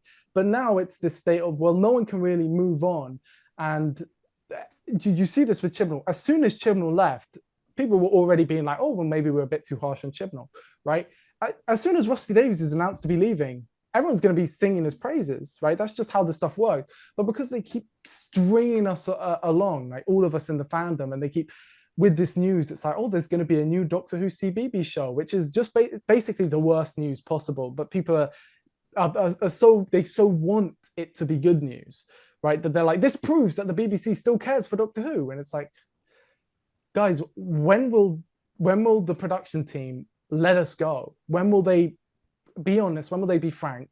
And when will they tell us how it is, right? And when will they just say, we had a wonderful time on this show and it's time for it to end, right? And it's ended, right? Yeah. Why don't they just do that? Like, it's so selfish and it's so horrible. And it's one of those things where I almost lose respect for them because they lie so blatantly in those behind the scenes. And it makes me say, well, what else were they lying about? And also historically, you know, with Russell Davies sets and all of this stuff, with all these scandals in the past. Yeah. I mean, it's so difficult for me to be on his side when he's like blatantly lying to all of our faces. Yeah. And he's keeping us on this hook just so that they can make a little bit more money. And it's like, sorry for ranting. No, it's great to hear your thoughts, and I do feel like I'm along the same wavelength as you. And I'd also go probably a little bit further. Is that part of me? Again, this is just a little bit speculation on my part, but I feel like Russell did this last minute to bring in Billy. Like, this could have been perhaps like a further reshoot compared to the other reshoots, because the quality of Billy appearing so awful. It's the worst effect ever. It's abysmal. It is abysmal, and I feel like this might have been Russell's last ditch attempt to get people talking, to maybe get involved, get the BBC be like, still see, people do still like it and all of that, which I think has backfired because every news article I've seen has been negative. Yeah. Because, well, I mean, rightfully so, people are calling the show desperate, which... I mean, I can't believe that they would do that. It's just so shameless, right? Like, it's one of those things where if you told me it 6 months ago, if you told me it 1 week ago, 2 weeks ago, I'd scoff. I'd say there's no way that would happen. That is the literal dumbest thing that they could do. And then they did it. It's insane. It's the slippery slope from the 14th Doctor as David Tennant, which I was not a fan of at the time, but wasn't like the worst thing ever. This, in my opinion, is the worst thing ever, right? Like, this was what it was going to lead to. And it's a shame because remember, we were talking about the separation between quality of episode and quality for the show. What's good as an episode, what's good for the show. The reality war is neither. It's terrible, and it's terrible for the show. Yeah, it's kind of a nosedive on all fronts, to be honest. And it's insane how they went from stories that were rather consistently good. There was only one real dud before this to just this episode. And it's one of those things where I remember I said I was really dreading it because it would set the tone for all conversation. And it set the tone for this conversation, really. Yeah. And it set and that's why, because how you end is so important to how you're perceived, right? Yeah. And this one ended on such a low, right? Like real 1, 2 out of 10 tier quality, where it's like, my goodness, how, like, I love this era. How can I not feel like a fool, like a clown, for defending it for 2-3 years, right? Because then it all became what I was saying that it would never become. You know what I mean? The joke's on me, I suppose. I mean, I think the joke's kind of on all of us, to be fair, that have been watching this along for, you know, what has been a really strong season. And that's the thing. And we can't even say that anymore, really, because there's this finale. Yeah. Right? Because the finale, because unfortunately it's the closing moments of the season, and potentially incredibly likely the closing moments on at least this era of Doctor Who, but I feel like at least the show as a whole. Yeah, this show, the past 20 years, new Doctor Who. And I do feel like if the show is picked up again, which, you know, it could happen. Yeah, maybe. But it's like the show's kind of written into a corner now. Like, exactly, it's such a selfish decision, and it's also selfish against Ncuti Gatwa because, I mean, maybe there will still be novels and comics and all of that, but realistically, once a Doctor's regenerated and they're no longer the incumbent Doctor, they get less comics, they get less novels, they get less stories, right? And Ncuti Gatwa, let's say that they went with the original ending, right? And he doesn't get a regeneration scene. Yes, he doesn't get a regeneration scene. That's really sad. But he gets like an infinite treasure trove of expanded media stories. That's a good trade-off. And also, it goes out with dignity. I might be able to wrap my head around and kind of, look past a lot of the flaws, the blatant flaws in the reality war, if it did end on that kind of more dignified note. But because that final terrifying shot of Billie Piper's face crudely pasted over Ncuti Gatwa's body, where Ncuti Gatwa's body is still visible and Billie Piper's neck and chin aren't, right? Yeah. It's a Frankenstein of a story with no dignity or respect for either itself or its audience, which means I can't give it a thumbs up. Like, I just can't. And it's such a shame because, as we've said throughout not just this season, this era, consistently strong, but a handful. Such a sour note to go out on. And then the rest of the series, the rest of the future of Doctor Who just seems so dire. Now, before we wrap up this session, there is something that I want to talk about when it comes to Billie Piper's casting. There were some rumours, tabloid rumours, so take them with a pinch of salt. But there's rumours that Billie Piper's return will now coincide with the return of the 14th Doctor. Yes. I don't know if you're aware of these. I am, and I don't think they're true because I don't think that the BBC is gonna do anything more with Doctor Who for the foreseeable future. Yeah. But B, I also think as a story, it's terrible. It's like an unusable story. Like, there is no story there, right? Yeah. That's the problem with Billie Piper being the 16th Doctor. A lot of people say, "Oh, wait and see how she does." A, you're never going to see how she does. This is it, right? But B, there is no interesting story there. There's like no potential avenue. Like, it's a brief that you're given where there's no way to make it a good story. So the 10th Doctor and the 14th Doctor. So is that going to be like a self-cessed thing? Or is that going to be like two incarnations of the Doctor who are very close to each other and have no like the 14th Doctor has no unique experiences from the 16th Doctor, but the 16th Doctor also has no unique experiences from the 14th Doctor. It's two of the same people. Yeah. And this is the thing. What happens there? Like, what could they possibly be against? What could they possibly be doing? Nothing interesting. Yeah. It's impossible for there to be a good story there. I mean, this tabloid rumors, well, it kind of seemed like wishful thinking because they were saying, I can't remember which tabloid originally reported on it. Was I it think the it was Mirror or the Sun? Oh, it's a Mirror, yeah. But I mean, even if there's a bit of truth behind it, it's meant to tie up by generation. It seems like a last minute sort of attempt to wrap up the RTD2 era. Yeah, I mean, there's no world where it's good, right? Yeah. And there's realistically, there's like maybe two worlds in the multiverse where it exists, right? Yeah. It's a real kind of just dud note where it's like nothing that they can do can be good here besides retconning the thing that they clearly telegraphed, and Billy Piper isn't actually the Doctor. And at that point, it's like, well, then why did you even like telegraph it in the first place, right? It's just so odd and strange, and it isn't even brave. It's cowardly because they don't fully commit to it. And the rumor, I mean, the reason it's a rumor is because it's just a common theory that a lot of people were saying after it's done. I don't think that there are any actual talks behind the scenes of that happening. And I know Russell T Davies said, I was writing scripts for season 3, but he also said that no conversation for series 3 has happened at all. Right? Do you remember that? He said, no conversations, even behind the scenes. I promise you, no conversation has happened with season 3. So I don't know. I don't believe him that he has a series 3 planned or even anywhere near written, right? And in fact, I don't believe that even if he did, that it would ever possibly go to air, which is sad. But at the same time,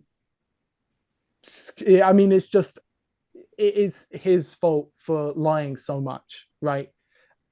If he didn't lie as much, if he was more forthcoming, if he was more honest, then I've been his champion for ages, but I've been more like, oh yes, we need to see what RTD has next. But I mean, how many times can he like blatantly lie to all our faces and we still champion him? You know what I mean? It's just one of those things.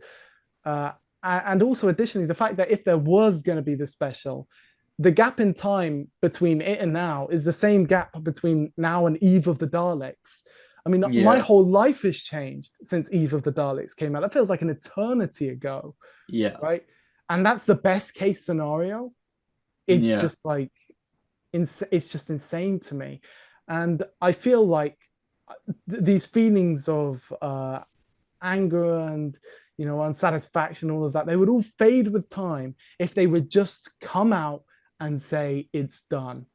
You know, if they're just honest, if they just said, you know what, sorry to all of our fans who have loved the show, we are on indefinite hiatus, right? Yeah.